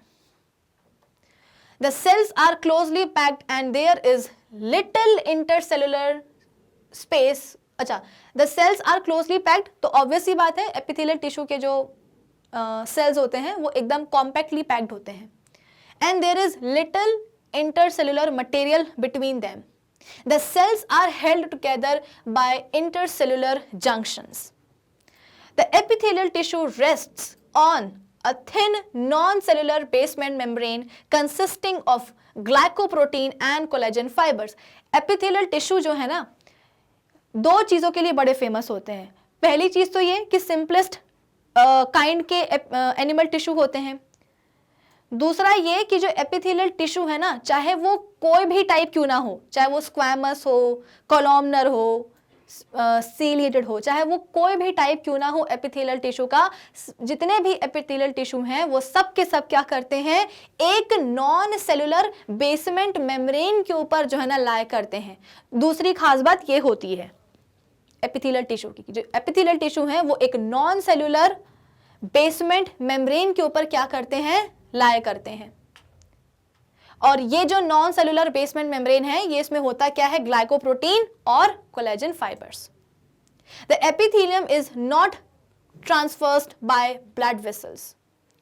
The blood vessels lie in the connective tissue across the basement membrane. यानी कि आप बोल सकते हो कि जो एपिथेलियम टिश्यू है, मतलब जो एपिथेलियम है, ठीक है ना, एपिथेलियल टिश्यू के जो आप बोल सकते हो कि सेल्स होते हैं, they are not transversed by blood vessels. तो आप बोलोगे कि मैम अगर ब्लड वेसल्स ही नहीं रहेंगे तो फिर काम कैसे चलेगा सेल्स का? एपिथेलियम टिश्यू के जो सेल्स हैं उनके लेवल तक अगर ब्लड वेसल्स ही नहीं पहुंचेंगी तो फिर उनका काम कैसे चलेगा? अरे भाई तभी तो वो बेसमेंट मेम्ब्रेन के नीचे, मतलब के ऊपर रहते हैं, कि ये रही क्या बेसमेंट मेम्ब्रेन और उसके ऊपर क्या पाए जाएंगे, एपिथेलियल टिश्यू के सेल्स। तो ये जो बेसमेंट मेम्ब्रेन है ना, तो यहाँ पे क्या लिखा गया है कि the blood vessels lie in the connective tissue across the basement membrane. इस बेसमेंट मेम्ब्रेन में ही आप बोल सकते हो कि क्या मिलती हैं, ब्लड वेसल्स मिलती हैं। और बेसमेंट मेम्ब्रेन में जो ब्लड वेसल्स मिल रही है ना, उन्हीं ब्लड वेसल्स से आप बोल सकते हो कि बेसमेंट मेम्ब्रेन के ऊपर एपिथेलियल टिश्यू के जो सेल्स हैं उनका काम चलता है। ठीक है, चलो, तो ये दो खास बातें आप नहीं भूलोगे।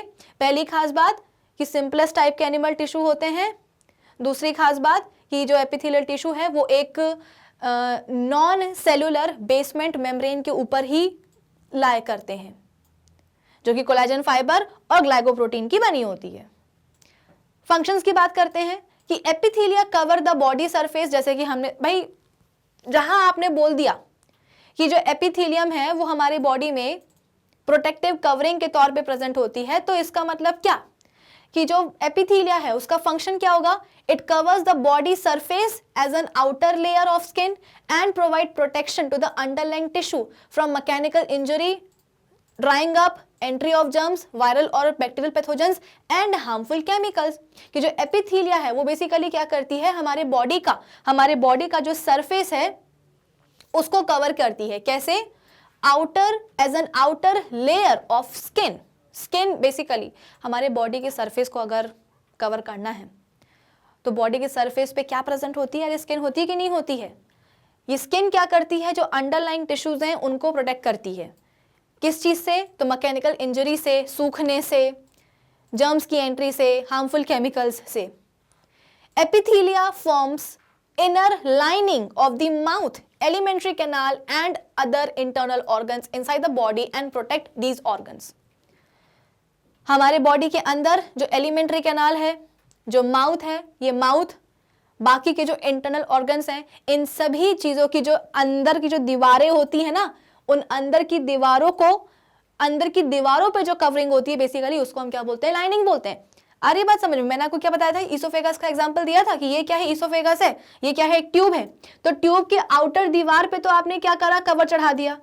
ट्यूब की जो अंदर वाली दीवार होती है उस पे जो आप कवर चढ़ाओगे वो क्या कहलाई जाती है? लाइनिंग कहलाई जाती है। तो यहाँ पे क्या बोला जा रहा है कि जो एपिथीलिया होती है वो हमारा माउथ, हमारी एलिमेंट्री कैनाल और जो बाकी के इंटरनल ऑर्गन्स होते हैं ना, उनकी लाइनिंग बनाती है इनसाइड द बॉडी और इन ऑर्गन्स को प्रोटेक्ट भी करती है। epithelial lining of the intestine absorbs water and digested food। एक काम करते हैं, आगे की जो चीजें हैं ना, ये जो तीसरा, चौथा और पांचवा फंक्शन है ना, इनको हम तब समझेंगे जब हम इनके टाइप्स को डिस्कस कर लेंगे, बेहतर तरीके से समझ में आएगा, ठीक है ना। So based on the cell layers, the shape of cells, the epithelial tissue are classified as follows। तो जैसे कि मैंने आपको बताया कि एपिथेलियल टिश्यू में आपको 5 और कैटेगरीज पढ़नी है। कौन कौन सी? Squamous, cuboidal, columnar, ciliated, glandular. ये जो क्लासिफिकेशन हुआ है ये किस बेसिस पे हुआ है? So based on the cell layers and shape of the cells, की सेल्स का शेप क्या है और सेल्स की कितनी लेयर है, उसके हिसाब से हम जो एपिथेलियल टिश्यू है उसको हम 5 कैटेगरीज में कैटेगराइज कर सकते हैं। चलिए सबसे पहले हम बात करते हैं स्क्वैमस एपिथेलियम की। This epithelium consists of thin, flat, irregular shaped cells which fit together closely like the tiles in the floor. भाई आप सभी के घरों में फर्श होगा, फ्लोर होगा, ठीक है ना। इस फ्लोर पे आप बोल सकते हो कि टाइल्स बिछी रहती हैं, है ना। आपके घर में जो फ्लोर होता है उस फ्लोर में टाइल्स बिछी होती हैं। ठीक इसी तरह जो स्क्वैमस एपिथेलियम है, स्क्वैमस एपिथेलियम में क्या होता है कि this epithelium consists of thin, पतले, फ्लैट यानी कि चपटे, इररेगुलरली शेप्ड सेल्स प्रेजेंट होते हैं विच फिट टुगेदर क्लोजली। कुछ इस तरीके से, ये आपको इमेज दिखाई दे रही होगी, ठीक है ना। इस इमेज में बेसिकली हो क्या रहा है? अब पहली बात तो ये है कि ये जो पिक्चर है ना, ये स्क्वैमस एपिथेलियम की नहीं है। ये स्क्वैमस एपिथेलियम की नहीं है भाई, ये है स्क्वैमस एपिथेलियम की पिक्चर। तो स्क्वैमस एपिथेलियम को समझने के लिए हम ये वाली पिक्चर को कंसिडर करेंगे, उस वाली को नहीं करेंगे, ठीक है। चलो, तो अब जैसा कि मैं आपको बता रही थी कि हमारे घर में फ्लोर होता है, फर्श होता है, और इस फर्श पर टाइल्स बिछी रहती हैं। अगर इसको हम ड्रॉ करें तो ड्रॉ कैसे कर सकते हैं कि सपोज ये क्या है, हमारे घर का फर्श है, फ्लोर है, और इस फ्लोर पे आपको बहुत सारी क्या मिलेंगी? टाइल्स बिछी हुई मिलेंगी, ठीक है। ये टाइल्स होती कैसी हैं? एकदम चपटी होती हैं, फ्लैट होती हैं, थिन होती हैं। कुछ इसी तरीके से जब हम बात करते हैं स्क्वैमस एपिथेलियम की, तो स्क्वैमस एपिथेलियम में सबसे पहले तो आपको क्या मिलने वाला है? ये मिलेगी भाई, ये क्या होती है? ये होती है बीएम। बीएम बोले तो बेसमेंट मेम्ब्रेन। इसीलिए मैंने आपको पहले ही बता दिया था कि भाई चाहे वो किसी भी टाइप की एपिथेलियल टिश्यू क्यों ना हो, कोई भी टाइप क्यों ना हो एपिथेलियम का, जितने भी एपिथेलियल टिश्यू हैं वो सब के सब नॉन सेलुलर बेसमेंट मेम्ब्रेन के ऊपर ही मिलेंगे। बिना बेसमेंट मेम्ब्रेन के ये लोग मिलते ही नहीं है, ठीक है। तो सबसे पहले हमको क्या मिली? बेसमेंट मेम्ब्रेन मिली। अब इस बेसमेंट मेम्ब्रेन के ऊपर जो सेल्स बिछे पड़े हैं उनके ऊपर हम ध्यान देंगे। ये जो सेल्स हैं यार, ये जो सेल्स हैं इनके बीच में बिल्कुल भी जगह नहीं है। सेल्स के बीच की जो जगह होती है उसको हम क्या बोलते हैं? Intercellular spaces. लेकिन यहाँ पे इस बेसमेंट मेम्ब्रेन के ऊपर जो सेल्स पड़े हुए हैं, ये कुछ ऐसे पड़े हैं, ये कुछ ऐसे अरेंज्ड हैं कि इनके बीच में जगह ही नहीं है, यानी कि इंटरसेल्युलर स्पेसेस बिल्कुल ना के बराबर है। आप खुद ही देखो ना, देखो ये एक सेल है और उसके बगल में बिल्कुल सटा हुआ दूसरा सेल है, इन दोनों से ही लगा हुआ ये तीसरा सेल है। इसका मतलब क्या कि बेसमेंट मेम्ब्रेन के ऊपर जो सेल्स मिल रहे हैं वो एकदम कॉम्पैक्टली, टाइटली अरेंज्ड हैं, उनके बीच में इंटरसेल्युलर स्पेसेस एकदम ना के बराबर है, ठीक है। तो एक प्रॉपर्टी तो हमको यहाँ पे पता चल गई, मतलब कि एक कैरेक्टरिस्टिक हमको यहाँ पे पता चल गई इन सेल्स की। दूसरी कैरेक्टरिस्टिक क्या हो सकती है कि इन सेल्स को जरा आप देखो, ध्यान से देखो और देख करके मुझे ये बताओ कि क्या इन सेल्स का कोई शेप है। भाई एक शेप, एक डेफिनेट शेप होना जरूरी है ना। जैसे कि मैं आपको बोलूं कि देखो ये क्या है, ये है एक स्क्वायर शेप, ये क्या है एक सर्कल वाला शेप, ये क्या है एक ट्रायंगल वाला शेप, ये क्या है एक रेक्टेंगल वाला शेप। बोलते हैं कि नहीं बोलते, लेकिन अगर आप इन सेल्स को देखोगे और ध्यान से देख लो, ये मैं रब कर देती हूं, ये लो, इन सेल्स को अगर आप ध्यान से देखोगे तो इनके पास तो कोई इनका डेफिनेट शेप है ही नहीं, यानी कि ये इररेगुलरली शेप्ड सेल्स हैं। तो दूसरी कैरेक्टरिस्टिक क्या हो गई इन सेल्स की? पहले तो ये था कि इंटरसेलुलर स्पेसेस इनमें नहीं है। दूसरा क्या है कि सेल्स जो है ना वो इररेगुलरली शेप्ड हैं। तीसरी कैरेक्टरिस्टिक क्या हो सकती है कि ये जो सेल्स है ना, ये सेल्स आप बोल सकते हो कि एकदम पतले हैं, थिन हैं और फ्लैट हैं, चपटे हैं। अगर आपको कभी स्क्वैमस एपिथेलियल टिश्यू की कैरेक्टरिस्टिक्स याद ना आ रही हो तो अपने घर का जो फर्श है, उस फ्लोर पे जो टाइल्स बिछी हुई ना, उनको याद कर लेना कि जैसे कि फर्श पर एकदम पतली और फ्लैट टाइल्स बिछी होती हैं, कुछ इसी तरीके से स्क्वैमस एपिथेलियम में क्या होता है कि जो बेसमेंट मेम्ब्रेन है उसके ऊपर जो सेल्स पाए जाते हैं वो डेफिनेटली कॉम्पैक्टली अरेंज होते हैं, उनके बीच में जगह नहीं होती है। और वो सेल्स कैसे होते हैं? एकदम पतले होते हैं और फ्लैट होते हैं, चपटे होते हैं। जैसे कि चलो आप बोलोगे कि मैम हमारे घर में जो है ना फ्लोर पे टाइल्स नहीं बिछी होती हैं, हमको नहीं पता, है ना। कुछ बच्चे ये भी बोल सकते हैं कि मैम हमारे घर में जो फ्लोर है उसमें जो है ना टाइल्स नहीं है, तो हम इसको कैसे समझें? अरे तो सड़क के किनारे वो जो पतली सी सकरी सी रोड होती है ना लोगों के चलने के लिए, जिसको हम फुटपाथ बोलते हैं, उस फुटपाथ पे तो आपने देखा होगा ऐसी पतली पतली आप बोल सकते हो कि टाइल्स बिछी रहती हैं, ऐसे अजीब से शेप की, ये ऐसे शेप की। इन्हीं टाइल्स को हम क्या करते हैं, जोड़ जोड़ के एक पूरा बढ़िया फुटपाथ बना लेते हैं जहां पे लोग क्या कर सकते हैं, चल सकते हैं। लोगों के चलने के लिए ही जगह होती है, रोड के किनारे आपको ये देखने को मिलेगा। तो अगर कभी स्क्वैमस एपिथेलियम की कैरेक्टरिस्टिक्स याद ना आ रही हो तो फुटपाथ को, या आप बोल सकते हो कि अपने घर के फर्श को याद कर लेना, फर्श पे जो टाइल्स बिछी हुई हैं उनको याद कर लेना, तो कैरेक्टरिस्टिक्स याद आ जाएंगे कि this epithelium consist of thin flat irregular shaped cells which fit together closely like the tiles in the floor। किताब खुद बोल रही है कि भाई फ्लोर पे जो टाइल्स बिछी हुई है ना उनसे रिलेट करो कि स्क्वैमस एपिथेलियम के जो सेल्स होते हैं वो थिन होते हैं, फ्लैट होते हैं, इररेगुलरली आप बोल सकते हो कि शेप्ड होते हैं और आपस में किस तरीके से फिट होते हैं, जैसे कि फ्लोर पे टाइल्स फिट होती हैं।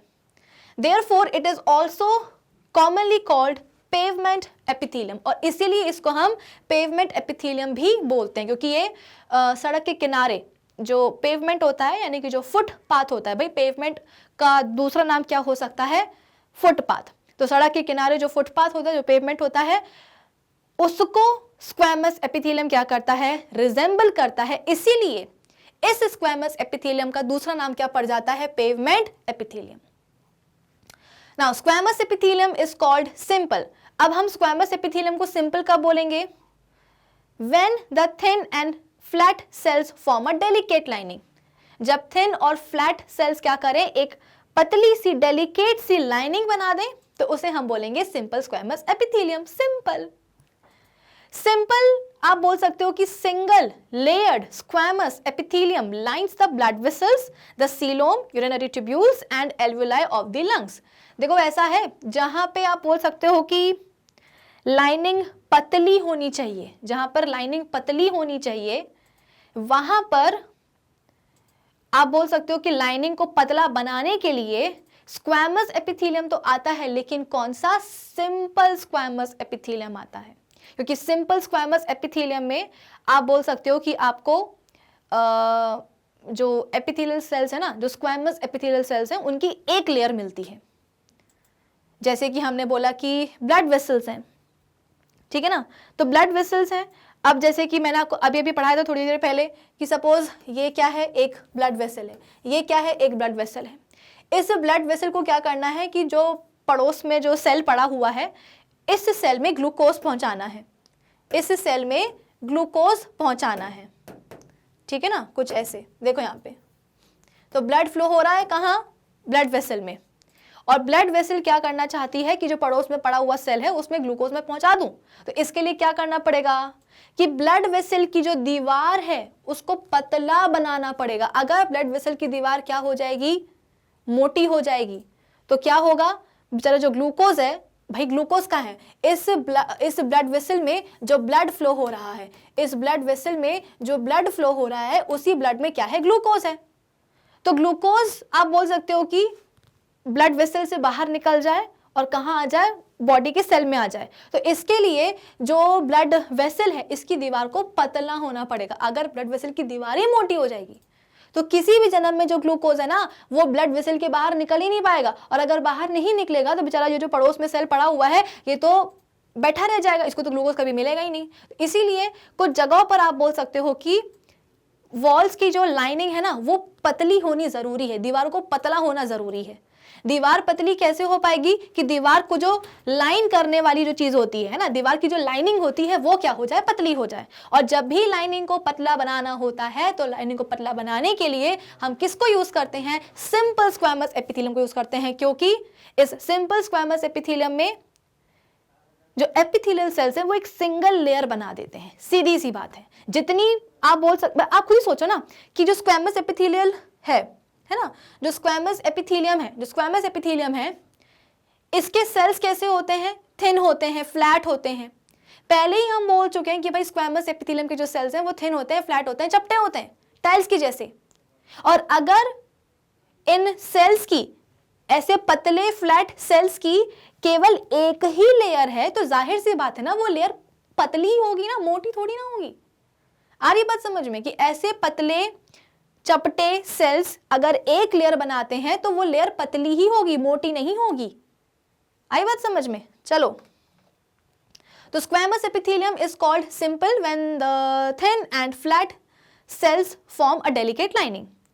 तो simple single layered squamous epithelium कहाँ कहाँ पाई जाती है, तो ब्लड वेसल्स को लाइन करती है, ये सीलोम को यानी कि बॉडी कैविटी को लाइन करती है, यूरिनरी ट्यूब्यूल्स को लाइन करती है, और एल्वियोलाई ऑफ द लंग्स, हमारा जो फेफड़े होते हैं ना, फेफड़ों में आप बोल सकते हो कि छोटे छोटे से सैक होते हैं, ठीक है ना, फेफड़ों के लेवल पे जाकर के अंदर छोटे छोटे से आप बोल सकते हो कि बलून होते हैं, बलून मतलब कि बलून लाइक सैक होते हैं, जिनको हम क्या बोलते हैं, एल्वियोलाई बोलते हैं। क्या बोलते हैं, एल्वियोलाई। कि जो भी हम सांस ले रहे हैं, सांस ली, ये कहाँ गई, लंग्स में गई, लंग्स में कहाँ गई, लंग्स के अंदर से खोखली होती है क्या, नहीं, लंग्स के अंदर आप बोल सकते हो कि ये छोटे छोटे से बलून लाइक सैक प्रेजेंट होते हैं, जिनको हम एल्वियोलाई बोलते हैं। तो जो भी हमने एयर, आप बोल सकते हो कि ऑक्सीजन इनहेल करी है, ये ऑक्सीजन कहाँ जाती है, ये ऑक्सीजन जाती है इन्हीं बेसिकली एल्वियोलाई में। और एल्वियोलाई, अब देखो ऐसा है कि लंग्स अपने पास ऑक्सीजन को लेकर के बैठे तो नहीं रहेंगे जिंदगी भर की, आहा हमने तो क्या करा, इनहेल किया और ऑक्सीजन जो है ना लंग्स में आ गई, अब हम ऑक्सीजन को कहीं जाने नहीं देंगे। अरे नहीं, ऐसा नहीं होता है, बॉडी सेल्स को ऑक्सीजन की जरूरत होती है, तो लंग्स में जो भी ऑक्सीजन अंदर ली है उस ऑक्सीजन को बॉडी के सेल्स तक पहुंचाना जरूरी होता है। कैसे पहुंचाएगा, कौन पहुंचाएगा, अगेन ब्लड पूरे बॉडी में फ्लो होता है ना, तो ब्लड बोलेगा कि अरे मैं तो बॉडी सेल्स के लेवल तक जा ही रहा हूं, तो मुझे दे दो ऑक्सीजन, मैं लेकर के चला जाऊंगा। और एग्जैक्टली यही होता है कि ये जो एल्वियोलाई आपको दिखाई दे रही है ना, इसके बगल में क्या होती है, ब्लड वेसल होती है। टू बी मोर स्पेसिफिक, देखो जैसे कि मैं आपको बता रही हूँ कि ब्लड वेसल्स की जो वॉल है वो पतली होनी चाहिए, तो ब्लड वेसल्स भी जो है ना, ऐसा नहीं है कि ब्लड सारी की सारी जो हमारी बॉडी में ब्लड वेसल्स है उनकी वॉल पतली होती, नहीं, ब्लड वेसल्स की भी आप बोल सकते हो कि अलग अलग जाकर के कैटेगरी होती है। जो एकदम फाइन छोटी छोटी आप बोल सकते हो कि ब्लड वेसल्स जो होती है ना, उनको पता है हम क्या कहते हैं, कैपिलरीज बोलते हैं। क्या बोलते हैं, कैपिलरीज। तो हुआ क्या कि ये जो आपके पास एल्वियोलाई आपको नजर आ रहा है जिसके अंदर क्या है, ऑक्सीजन है, इस एल्वियोलस को ये जो ब्लड वेसल बह रही है, टू बी मोर स्पेसिफिक जो कैपिलरी बह रही है, इस कैपिलरी में, मतलब कैपिलरी नहीं बह रही है, कैपिलरी है, कैपिलरी के अंदर जो ब्लड है, कैपिलरी के अंदर जो ब्लड फ्लो हो रहा है उस ब्लड में ऑक्सीजन को डालना है। क्या बोला मैंने कि ये जो आपको बलून जैसा सैक नजर आ रहा है जो कि लंग्स में होता है, इस सैक में जो ऑक्सीजन है, ये ऑक्सीजन को कहां पहुंचाना है, तो ये जो सैक के बगल में कैपिलरी है, कैपिलरी में जो ब्लड फ्लो हो रहा है उस ब्लड में ऑक्सीजन को पहुंचाना है। तो इसके लिए ऑक्सीजन को क्या करना पड़ेगा, ऑक्सीजन को सबसे पहले इस सैक से, इस बोरे से बाहर निकलना पड़ेगा। बाहर कैसे निकलेगी? तो उसकी दीवार को क्रॉस करके निकलेगी, और एक बार बोरे की दीवार को क्रॉस कर लिया, इसके बाद में जो कैपिलरी है इसकी दीवार को क्रॉस करना पड़ेगा। यानी कि दो दो बारी दीवारें जो है ना क्रॉस करनी है। एक बार एल्वियोलस की दीवार और दूसरी बार जो कैपिलरी है उसकी दीवार। तो आप खुद ही सोचो, अगर एल्वियोलस और जो हमारी ब्लड कैपिलरी है, इन दोनों की ही दीवारें मोटी मोटी हो जाएंगी, तो किसी भी जन्म में जो ऑक्सीजन है वो इन दोनों ही दीवारों को क्रॉस नहीं कर पाएंगी। और अगर ऑक्सीजन क्रॉस नहीं कर पाएगी तो ब्लड के पास जो है ना ऑक्सीजन नहीं आएगी, और अगर ब्लड के पास ही ऑक्सीजन नहीं आई तो फिर बॉडी की सेल्स को कौन ले जा करके देगा भाई? इसका मतलब क्या कि इन दोनों की ही दीवारों को पतला होना पड़ेगा। और दीवारें पतली कैसे होंगी? जब उनको लाइन करने के लिए कौन आएगा? तो सिंपल स्क्वैमस एपिथेलियम आएगा। अब आई बात समझ में? चलो आगे बढ़ते हैं। Now, squamous epithelial cells of the skin are arranged in many layers to prevent wear and tear. अब ये तो बहुत अच्छी बात है कि हाँ, मतलब जो स्क्वैमस एपिथेलियम है और उसके जो सेल्स होते हैं वो एकदम पतले होते हैं, चपटे होते हैं, जैसे कि टाइल्स होती हैं। तो जहाँ पे हमको लाइनिंग पतली चाहिए है, तो लाइनिंग को पतला बनाने के लिए हम क्या करते हैं? लाइनिंग को बनाने के लिए हम क्या करते हैं? सिंपल स्क्वैमस एपिथेलियम लेकर के आते हैं। क्यों? क्योंकि सिंपल स्क्वैमस एपिथेलियम में क्या होता है? एपिथेलियल सेल्स की एक, या स्क्वैमस एपिथेलियल सेल्स की, टू बी मोर स्पेसिफिक। भाई सिंपल स्क्वैमस एपिथेलियम में क्या होता है? तो स्क्वैमस एपिथेलियल सेल्स जो होते हैं उनकी एक सिंगल लेयर होती है, जस्ट लाइक दिस। देखो ये क्या है? सिंपल स्क्वैमस है। तो यहाँ पे आपको बेसमेंट मेम्ब्रेन नजर आ रही होगी, और उसके ऊपर जो सेल्स नजर आ रहे हैं वो सेल्स कैसे हैं? केवल एक ही लेयर में अरेंज्ड हैं। ऐसा नहीं है कि यहाँ पे आपको दूसरी लेयर भी मिल रही है ना। इस बेसमेंट मेम्ब्रेन के ऊपर जितने भी आपको स्क्वैमस एपिथेलियल सेल्स नजर आ रहे हैं, ये सभी के सभी सेल्स क्या कर रहे हैं? एक ही लेयर में अरेंज्ड है। यानी कि यहाँ पे आपको स्क्वैमस एपिथेलियल सेल्स की एक ही लेयर मिल रही है। तो क्योंकि एक ही लेयर है इसीलिए इसको हम क्या बोलते हैं? Simple squamous epithelium. अब जैसे कि मैंने आपको बताया कि हमारी जो स्किन है, इस स्किन को भी कौन बनाता है? इस स्किन को भी आप बोल सकते हो कि एपिथेलियल टिश्यू ही बनाता है। अब स्किन क्या करती है? स्किन आप बोल सकते हो कि हमारे बॉडी का हमारे बॉडी का पहला डिफेंस लाइन होती है ये, कि जो भी पैथोजन बॉडी के अंदर घुसना चाह रहा है बॉडी सरफेस के थ्रू, तो उस पैथोजन को जो स्किन है वो अंदर नहीं जाने देती है। अब अगर मैं बोलूं कि स्किन को बनाने के लिए कौन आया है? Simple squamous epithelium. ओहो, स्किन को बनाने के लिए सिंपल स्क्वैमस एपिथेलियम आया है। तो सिंपल स्क्वैमस एपिथेलियम तो आप बोल सकते हो कि इसमें होता क्या है? सेल्स की केवल एक ही लेयर मिलती है। तो सिंपल स्क्वैमस एपिथेलियम से जो स्किन बनेगी वो तो आप बोल सकते हो कि बटर पेपर होता है ना, बटर पेपर, उससे भी पतली बनेगी। और ऐसी पतली स्किन होने ना होने से क्या फर्क पड़ेगा? कि पैथोजन आएगा और वो बोलेगा कि हमको जाने दो, तो स्किन बोलेगी ना, मैं तो क्या करूंगी? डिफेंस करूंगी, मैं नहीं तुमको जाने दूंगी बॉडी के अंदर, बॉडी सरफेस के थ्रू। तो पैथोजन बोलेगा कि तुम तो जरा सी धरी हो, तुम तो बिल्कुल पतली सी हो, तुम क्या ही रोकोगी? और जो पैथोजन है वो फोर्सफुली क्या करेगा? स्किन को पेनिट्रेट कर जाएगा और बॉडी सरफेस के थ्रू अंदर घुस आएगा बॉडी के। स्किन है भी लेकिन उसका कोई काम नहीं हुआ। क्यों काम नहीं हुआ? क्योंकि वो इतनी पतली थी कि वो पतली स्किन किसी पैथोजन को रोक ही नहीं पाई, किसी पैथोजन की एंट्री को रोक ही नहीं पाई। क्या काम रह गया? कुछ काम नहीं रह गया भाई, हालत खराब। इसका मतलब क्या? कि जो स्किन है उसको बनाने के लिए अगर स्क्वैमस एपिथेलियम आ रहा है तो वो सिंपल स्क्वैमस एपिथेलियम नहीं होगा। क्यों? क्योंकि सिंपल स्क्वैमस एपिथेलियम में स्क्वैमस एपिथेलियल सेल्स की केवल एक ही लेयर होती है। हमको तो ऐसी कई सारी लेयर्स चाहिए हैं। तो जब स्क्वैमस एपिथेलियल सेल्स की आपको बहुत सारी लेयर्स मिले, आई रिपीट, जब स्क्वैमस एपिथेलियल सेल्स की आपको बहुत सारी लेयर्स मिले, तो ये जो टिश्यू बनेगा ना, इसको अब हम क्या बोलेंगे? Stratified squamous epithelium. देखो यहाँ भी क्या हो रहा है? सबसे पहले तो आपको बेसमेंट मेम्ब्रेन मिलेगी, और बेसमेंट मेम्ब्रेन के ऊपर सबसे पहले आपको एक लेयर मिलेगी स्क्वैमस एपिथेलियल सेल्स की, फिर दूसरी मिलेगी, फिर तीसरी मिलेगी, फिर चौथी मिलेगी, और मिलती जाएगी मिलती जाएगी मिलती जाएगी। इससे क्या होगा?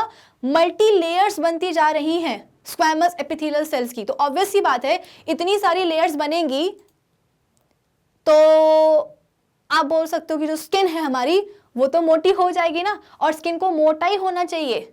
अगर स्किन मोटी नहीं होगी तो आफत हो जाएगी।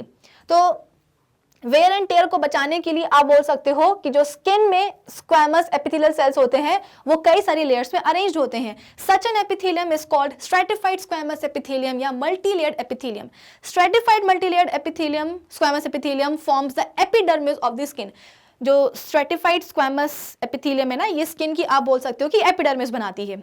This epithelium also lines the buccal cavity. आप बोल सकते हो कि ये जो स्ट्रेटिफाइड स्क्वैमस एपिथेलियम है ये हमारी जो बकल कैविटी है इसको भी जो है ना लाइन करती है. हमारा जो फेरिंग्स है, जो ईसोफेगस है, एनाल कैनाल है, वेजाइना है, lower part of the urethra.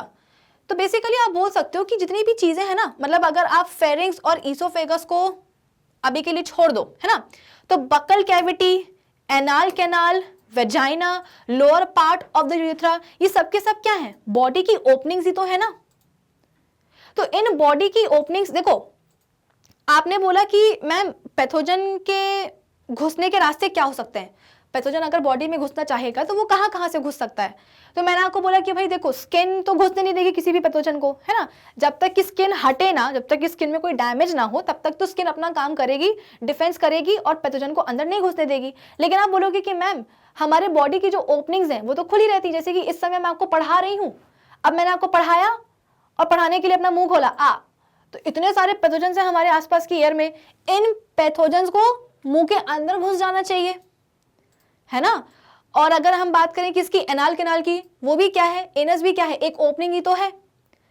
तो उस ओपनिंग के थ्रू भी तो मतलब जो भी बॉडी की ओपनिंग्स हैं उन ओपनिंग्स के थ्रू क्या हो सकता है, जो पैथोजेंस हैं वो बॉडी के अंदर जा सकते हैं.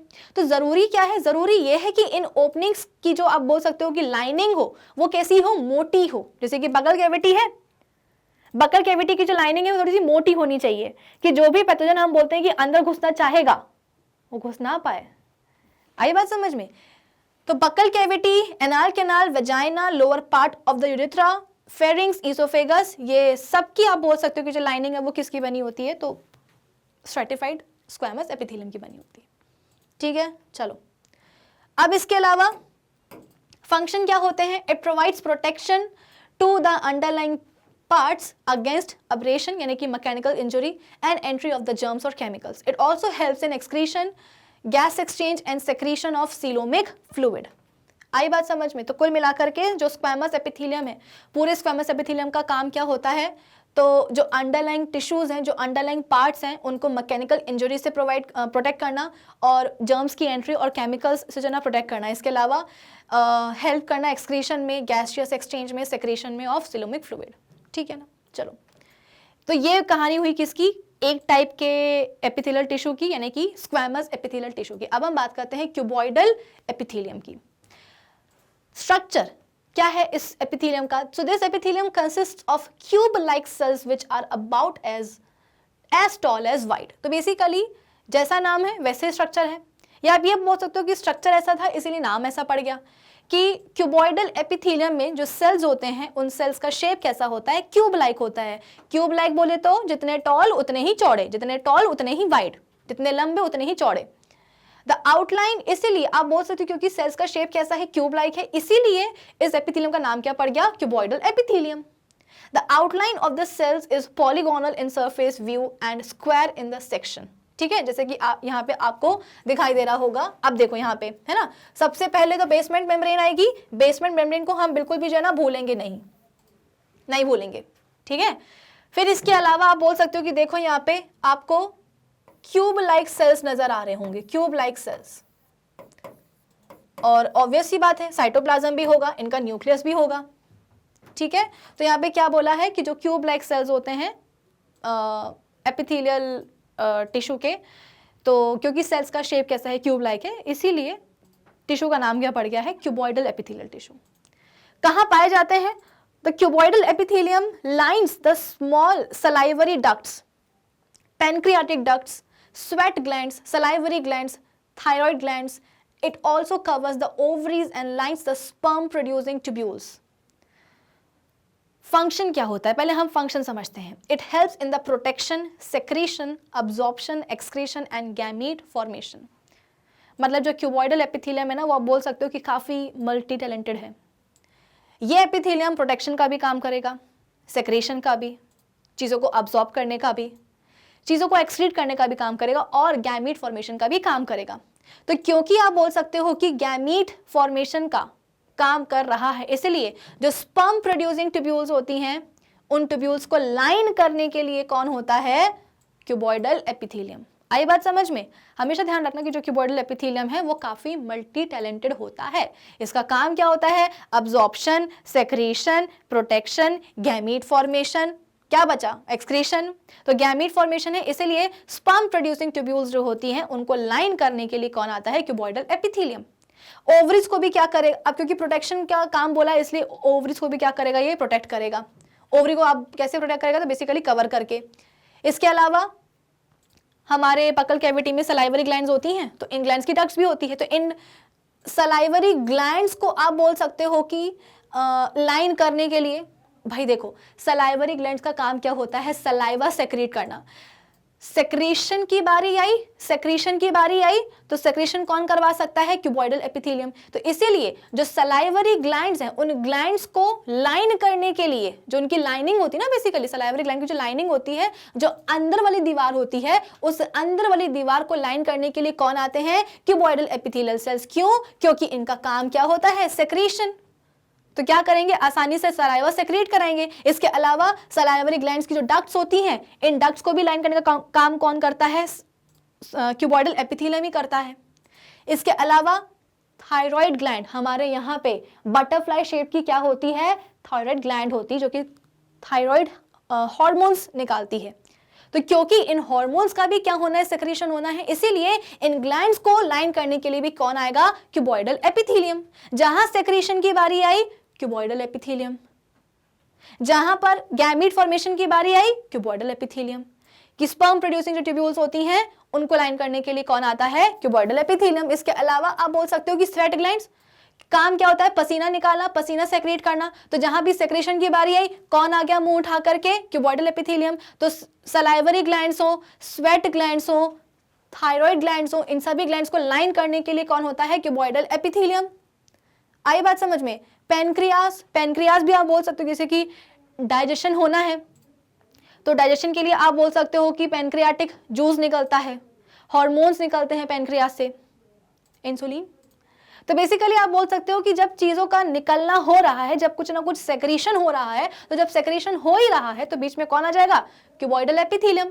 कि पेनक्रियाज से आप बोल सकते हो कि जूस निकल रहा है, पेनक्रियाज से आप बोल सकते हो कि हार्मोन निकल रहा है, तो पेनक्रियाज की जो डक्ट होती है उस डक्ट को लाइन करने के लिए कौन आ जाएगा? Cuboidal epithelium.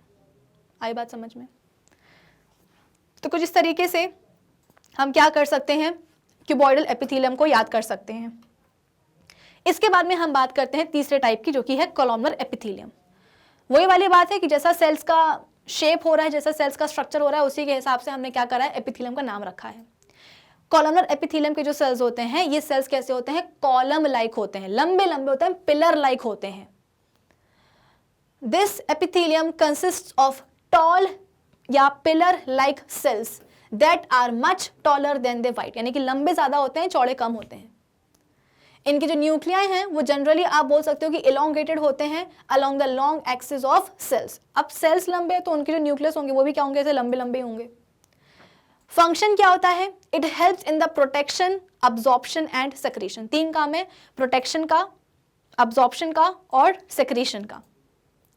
Columnar epithelium of intestine, अच्छा ये छोड़ो, यहाँ पे देखो द कॉलमनर, ये आपको फंक्शन समझ में आना है कि कॉलमनर एपिथेलियम का काम क्या होता है? Protection, absorption and secretion. तो उस हिसाब से ये मिलेंगे कहाँ कहाँ? तो columnar epithelium lines the stomach, intestine and gall bladder. काहे? अरे भाई, खाने का, जो भी आप खाना खाते हो उस खाने का डाइजेशन होना है, उस खाने का अब्जॉर्प्शन भी होना है। डाइजेशन कब होगा? डाइजेशन तब होगा जब खाने में तरह तरह के डाइजेस्टिव जूसेस आकर के मिलेंगे। इन जूसेस में क्या होते हैं? अलग अलग एंजाइम्स होते हैं। ये एंजाइम्स क्या करते हैं कि खाने में जो प्रोटीन है उनको डाइजेस्ट करेंगे, खाने में जो कार्बोहाइड्रेट्स हैं उनको डाइजेस्ट करेंगे, खाने में जो फैट्स हैं उनको जो है ना तोड़ा जाता है। तो कुल मिलाकर के आप बोल सकते हो कि जो भी हमने खाना खाया है उस खाने का डाइजेशन होगा, उसका अब्जॉर्प्शन होगा। ऐसा नहीं कि कॉम्प्लेक्स फूड को सिंपल सब्सटेंसेस में तोड़ दिया और तोड़ने के बाद क्या पता नहीं, अरे जो सिंपल सब्सटेंसेस बने हैं उनको अब्जॉर्ब भी तो करना पड़ता है ना। आप बोल सकते हो कि बॉडी में खाने का जो मैक्सिमम अब्जॉर्प्शन है, डाइजेशन अब्जॉर्प्शन जो है वो कहां होता है, स्मॉल इंटेस्टाइन में ही होता है। जैसे ही खाना आप बोल सकते हो कि फूड पाइप से कहां गया, स्टमक में गया, स्टमक के वॉल्स में जो सेल्स प्रेजेंट होते हैं वो सेल्स क्या करते हैं, धड़ाक से HCl निकाल देते हैं और ये HCl क्या करता है, खाने में जाकर के मिक्स हो जाता है। ठीक है, और फिर इसके बाद में इसी खाने को नीचे पुश किया जाता है, कहां, स्मॉल इंटेस्टाइन में, जहां पे मैक्सिमम डाइजेशन और अब्जॉर्प्शन होता है खाने पीने का। फिर इसके बाद में खाना कहां जाता है, लार्ज इंटेस्टाइन में। लार्ज इंटेस्टाइन में आप बोल सकते हो कि पानी का अब्जॉर्प्शन होता है, मिनरल्स का होता है। जो आप ड्रग्स खाते हो, दवाइयां वगैरह जो खाते हो, वो बेसिकली लार्ज इंटेस्टाइन में ही जाकर के क्या होती हैं, अब्जॉर्ब होती हैं। ठीक है ना। तो कुल मिलाकर के इतना काम है भाई स्टमक में, स्मॉल इंटेस्टाइन में, लार्ज इंटेस्टाइन में अब्जॉर्प्शन का, या बोल सकते हो कि सेक्रेशन का। मैंने आपको क्या समझाया कि डाइजेशन के लिए डाइजेस्टिव जूसेस का निकलना जरूरी होता है। तो स्टमक ने HCl निकाल दिया, फिर जब खाना स्मॉल इंटेस्टाइन में पहुंचा तो स्मॉल इंटेस्टाइन से भी क्या होते हैं, जूसेस सेक्रीट होते हैं।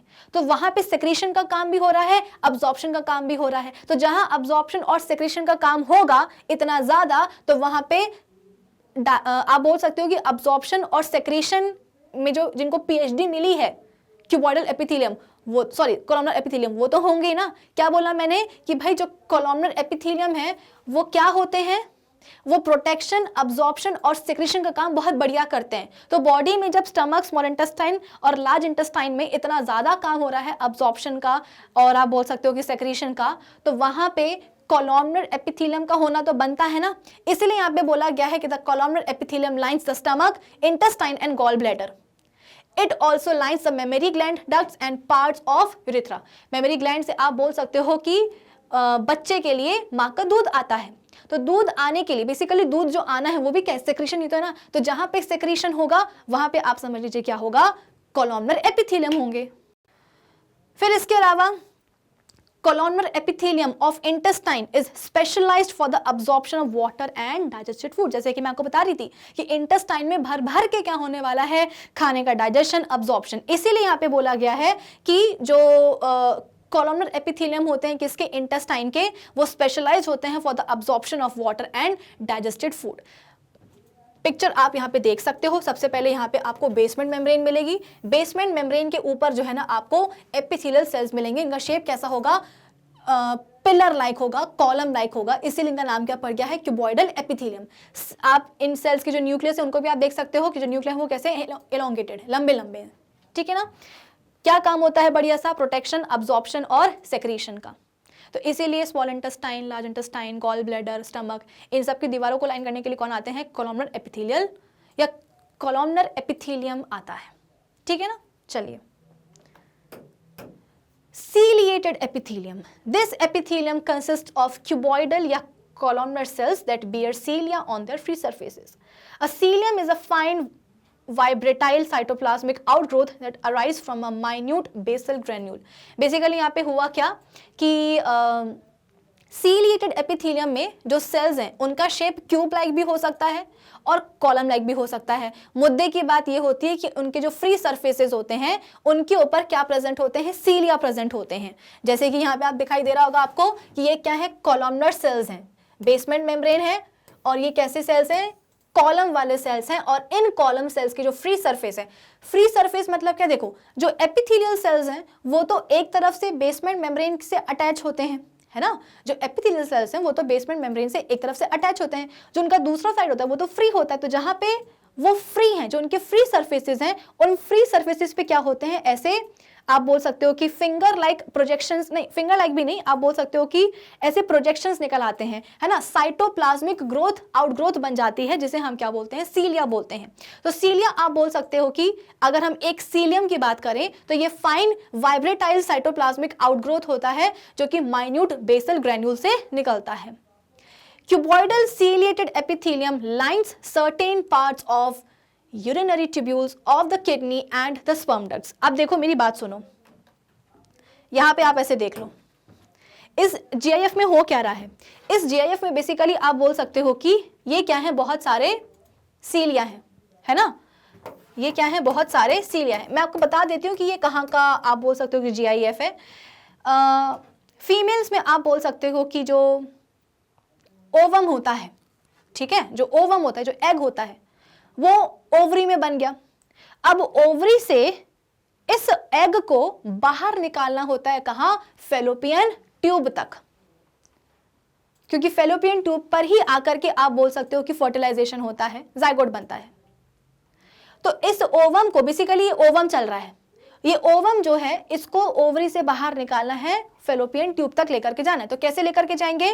नीचे जो सीलिया प्रेजेंट होते हैं ये क्या करते हैं, एक साथ मूव करते हैं।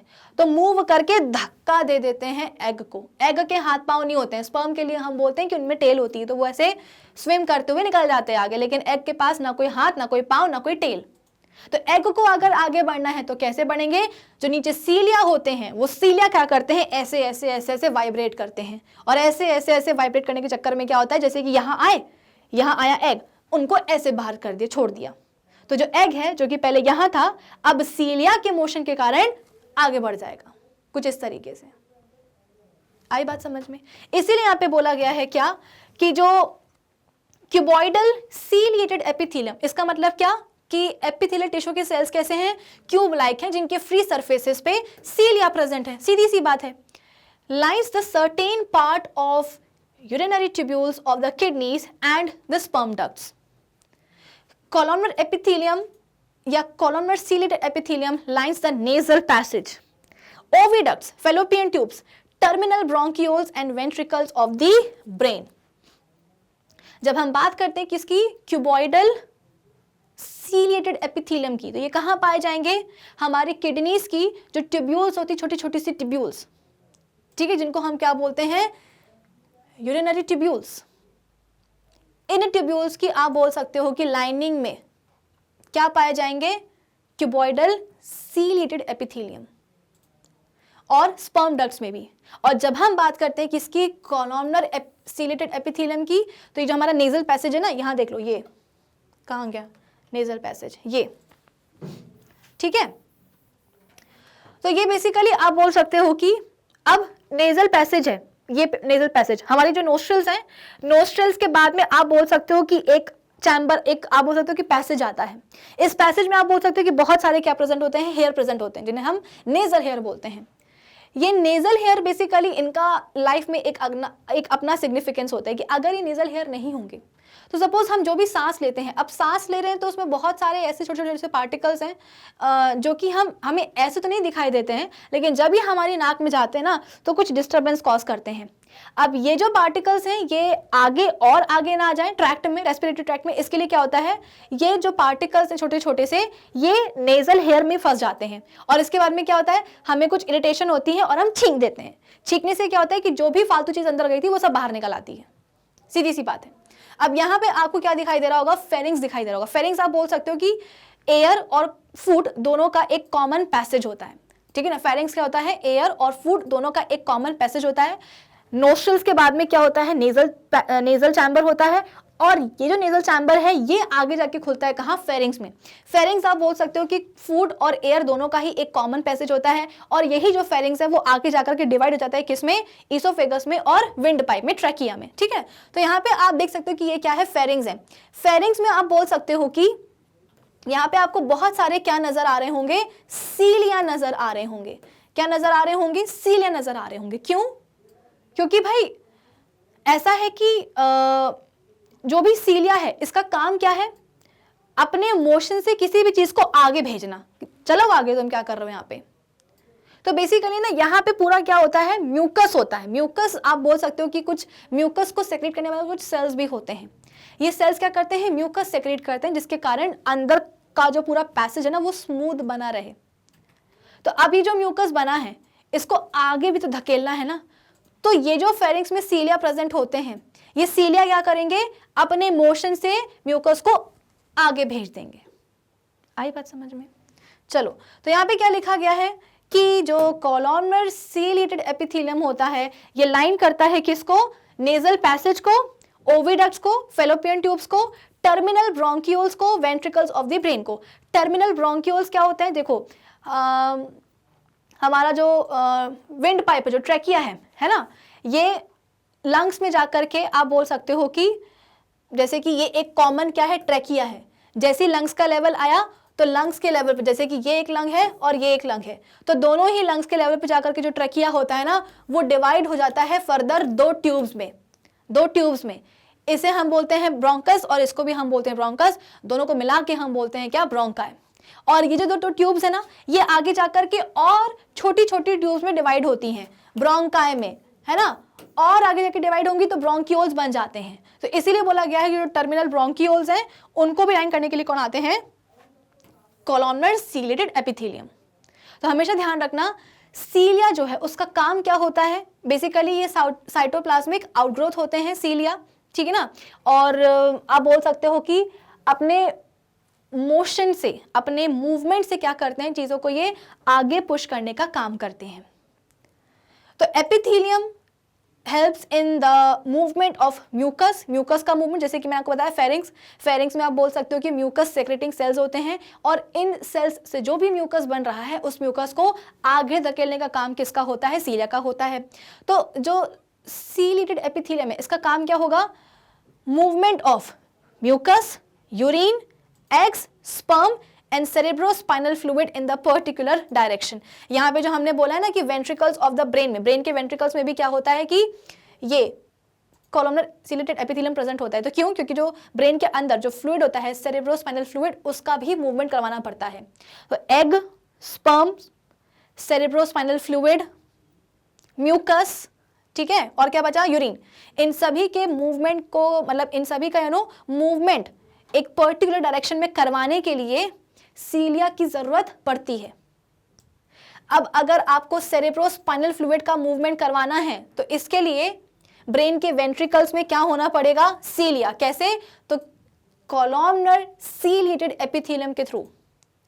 अब अगर आपको ओवम का, एग का मूवमेंट करवाना है तो इसके लिए ओविडक्ट्स में या बोल सकते हो कि फेलोपियन ट्यूब में, जैसे कि यहाँ पे आपको दिखाई दे रहा होगा कि ओविडक्ट्स में और फेलोपियन ट्यूब में क्या होना चाहिए? सीलिया होने चाहिए। कौन से वाले? कहां से आएंगे सीलिया? तो कॉलमनर सीलिएटेड एपिथेलियम से आएंगे सीलिया।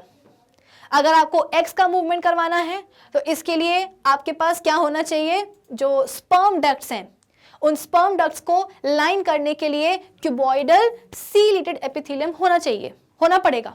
अगर यूरिन का क्या करवाना है, मूवमेंट करवाना है एक पर्टिकुलर डायरेक्शन में, तो इसके लिए भी जो किडनी की ट्यूब्यूल्स होती हैं उन ट्यूब्यूल्स की लाइनिंग में भी कौन होना चाहिए? क्यूबॉइडल सीलिएटेड एपिथेलियम होना चाहिए।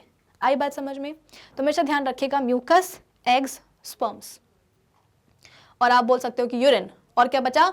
Cerebrospinal fluid. इन सभी चीजों का एक पर्टिकुलर डायरेक्शन में मूवमेंट करवाने के लिए आपको क्या चाहिए है? सीलिया चाहिए है। और ये सीलिया कहाँ पे आएंगे? या तो क्यूबॉइडल सेल्स के ऊपर आ जाएंगे, या जो आपके कॉलम लाइक सेल्स हैं उनके फ्री सरफेसेस पे आ जाएंगे। इसके बाद में है, लास्ट है ग्लैंडुलर एपिथेलियम। इसका काम क्या होता है? This epithelium consists of column like cells modified to secrete chemicals. तो बेसिकली आप बोल सकते हो कि जो ग्लैंडुलर एपिथेलियम है इसमें कॉलम लाइक सेल्स आते हैं जो कि स्पेशलाइज हो जाते हैं केमिकल्स को सेक्रेट करने में। It lines the glands such as gastric glands, pancreatic lobules, intestinal glands etcetera. ठीक है, तो कुल मिलाकर के आप बोल सकते हो कि जो पांचों टाइप्स थे एपिथेलियम के, एपिथेलियम के, वो सभी के सभी पांचों टाइप्स हमने क्या कर लिए हैं? डिस्कस कर लिए हैं। पहला था स्क्वैमस एपिथेलियम, दूसरा था कौन सा? क्यूबॉइडल, तीसरा था कॉलमनर, फोर्थ था सीलिएटेड एपिथेलियम, और लास्ट था ग्लैंडुलर। ठीक है ना? तो भाई आज के सेशन के लिए बस इतना ही। अब हम मिलेंगे अपने अगले सेशन में। अगले सेशन में मिलकर के हम क्या करेंगे? मोस्ट प्रोबेबली हम बात करेंगे मस्कुलर टिश्यू के ऊपर। तब तक आप क्या करोगे? अरे विजिट करो ना हमारी ऑफिशियल वेबसाइट। कैसे करोगे? गूगल पे जाके टाइप करना magnetbrains.com, जैसे टाइप करके सर्च करोगे आपके सामने खुल जाएगी हमारी ऑफिशियल वेबसाइट। जैसे ही आप हमारी ऑफिशियल वेबसाइट विजिट करोगे आपके सामने आएगा ये वाला पेज जहाँ पे लिखा रहेगा India number 1 100% free online education platform, जहाँ पर आपको क्लास 12 से लेकर के किंडरगार्टन तक के सभी कोर्सेज होते हैं अवेलेबल। यहाँ पर आपको एक्सप्लोर टॉप कोर्सेज का मतलब ऑप्शन दिखेगा इसी पेज में, और इस ऑप्शन में आपको एनटीएससी जो है ना चमकता हुआ नजर आएगा। बेसिकली मैं आपको ये बता रही हूँ कि आप हमारी ऑफिशियल वेबसाइट को विजिट करके एनटीएससी की वीडियोस को कैसे एक्सेस कर सकते हो। तो एक्सप्लोर टॉप कोर्सेज में आपको एनटीएससी का ऑप्शन नजर आएगा। जैसे ही आप उस पर क्लिक करोगे आपके सामने एनटीएससी के सभी सब्जेक्ट्स आपको दिखाई देने लग जाएंगे। अब सपोज आपको क्या करना है, केमिस्ट्री से ही स्टार्ट करना है, तो आप क्या करोगे, केमिस्ट्री स्टेज 1 एनटीएससी पे क्लिक करोगे। जैसे क्लिक करोगे तो यहाँ पे खुल जाएगा एनटीएससी केमिस्ट्री बाय विभूति खरे, और यहाँ पर आपको सबसे पहले वीडियो मिलेगा किसका, सिलेबस ओवरव्यू का, है ना। हमने एनटीएससी को स्टार्ट करने से पहले क्या करा था, साइंस सब्जेक्ट में आपको जितने भी चैप्टर्स पढ़ने हैं उन सभी चैप्टर्स के मुंह देखे थे, यानी कि सिलेबस को एक बार देखा था। तो यहाँ पे जैसे ही आप क्लिक करोगे तो सबसे पहला वीडियो आपको मिलेगा सिलेबस ओवरव्यू का। अब इस वीडियो को देखने के बाद में आपको रियलाइज हुआ है कि यार हमको तो आज से ही क्या करना है, प्रिपरेशन शुरू करनी है। हमें केमिस्ट्री का फर्स्ट चैप्टर देखना है, मैटर एंड इट्स क्लासिफिकेशन। कैसे देखेंगे, तो इस वीडियो के एंड में, मतलब इस वीडियो के नीचे आपको यहाँ पे नेक्स्ट वीडियो का ऑप्शन नजर आ रहा होगा। जैसे ही आप इस पर क्लिक करोगे ना आपके सामने आ जाएगा क्या, मैटर एंड इट्स क्लासिफिकेशन का पहला लेक्चर, फर्स्ट लेक्चर। तो कुछ इस तरीके से नेक्स्ट वीडियो के ऑप्शन पे क्लिक करते जाना और नए नए नए नए वीडियोस देखते जाना। तो फायदा क्या होता है यहाँ पे आने का, हमारा मतलब आप बोल सकते हो कि YouTube पे आपकी कंप्लेंट होती है ना कि मैम आपके सब्जेक्ट की प्लेलिस्ट नहीं मिलती भी है तो जो सीक्वेंस है वीडियोस का वो इतना ऊपर नीचे होता है कि हमें समझ में नहीं आता कि कौन से के बाद में कौन सा देखना है। तो जब आप हमारी ऑफिशियल वेबसाइट विजिट करते हो तो ऐसा यहाँ पे आपको कोई भी कंफ्यूजन नहीं होती, क्योंकि यहाँ पे आपको सभी चैप्टर्स के सभी लेक्चर्स एकदम प्रॉपर्ली सीक्वेंस में अरेंज मिलते हैं, प्लस यहाँ पे सभी टॉपिक्स के होते हैं नोट्स भी available. So do visit our official website, कौन सी वाली, यही वाली magnetbrains.com। Till then keep learning with Magnet Brains. Thank you for watching.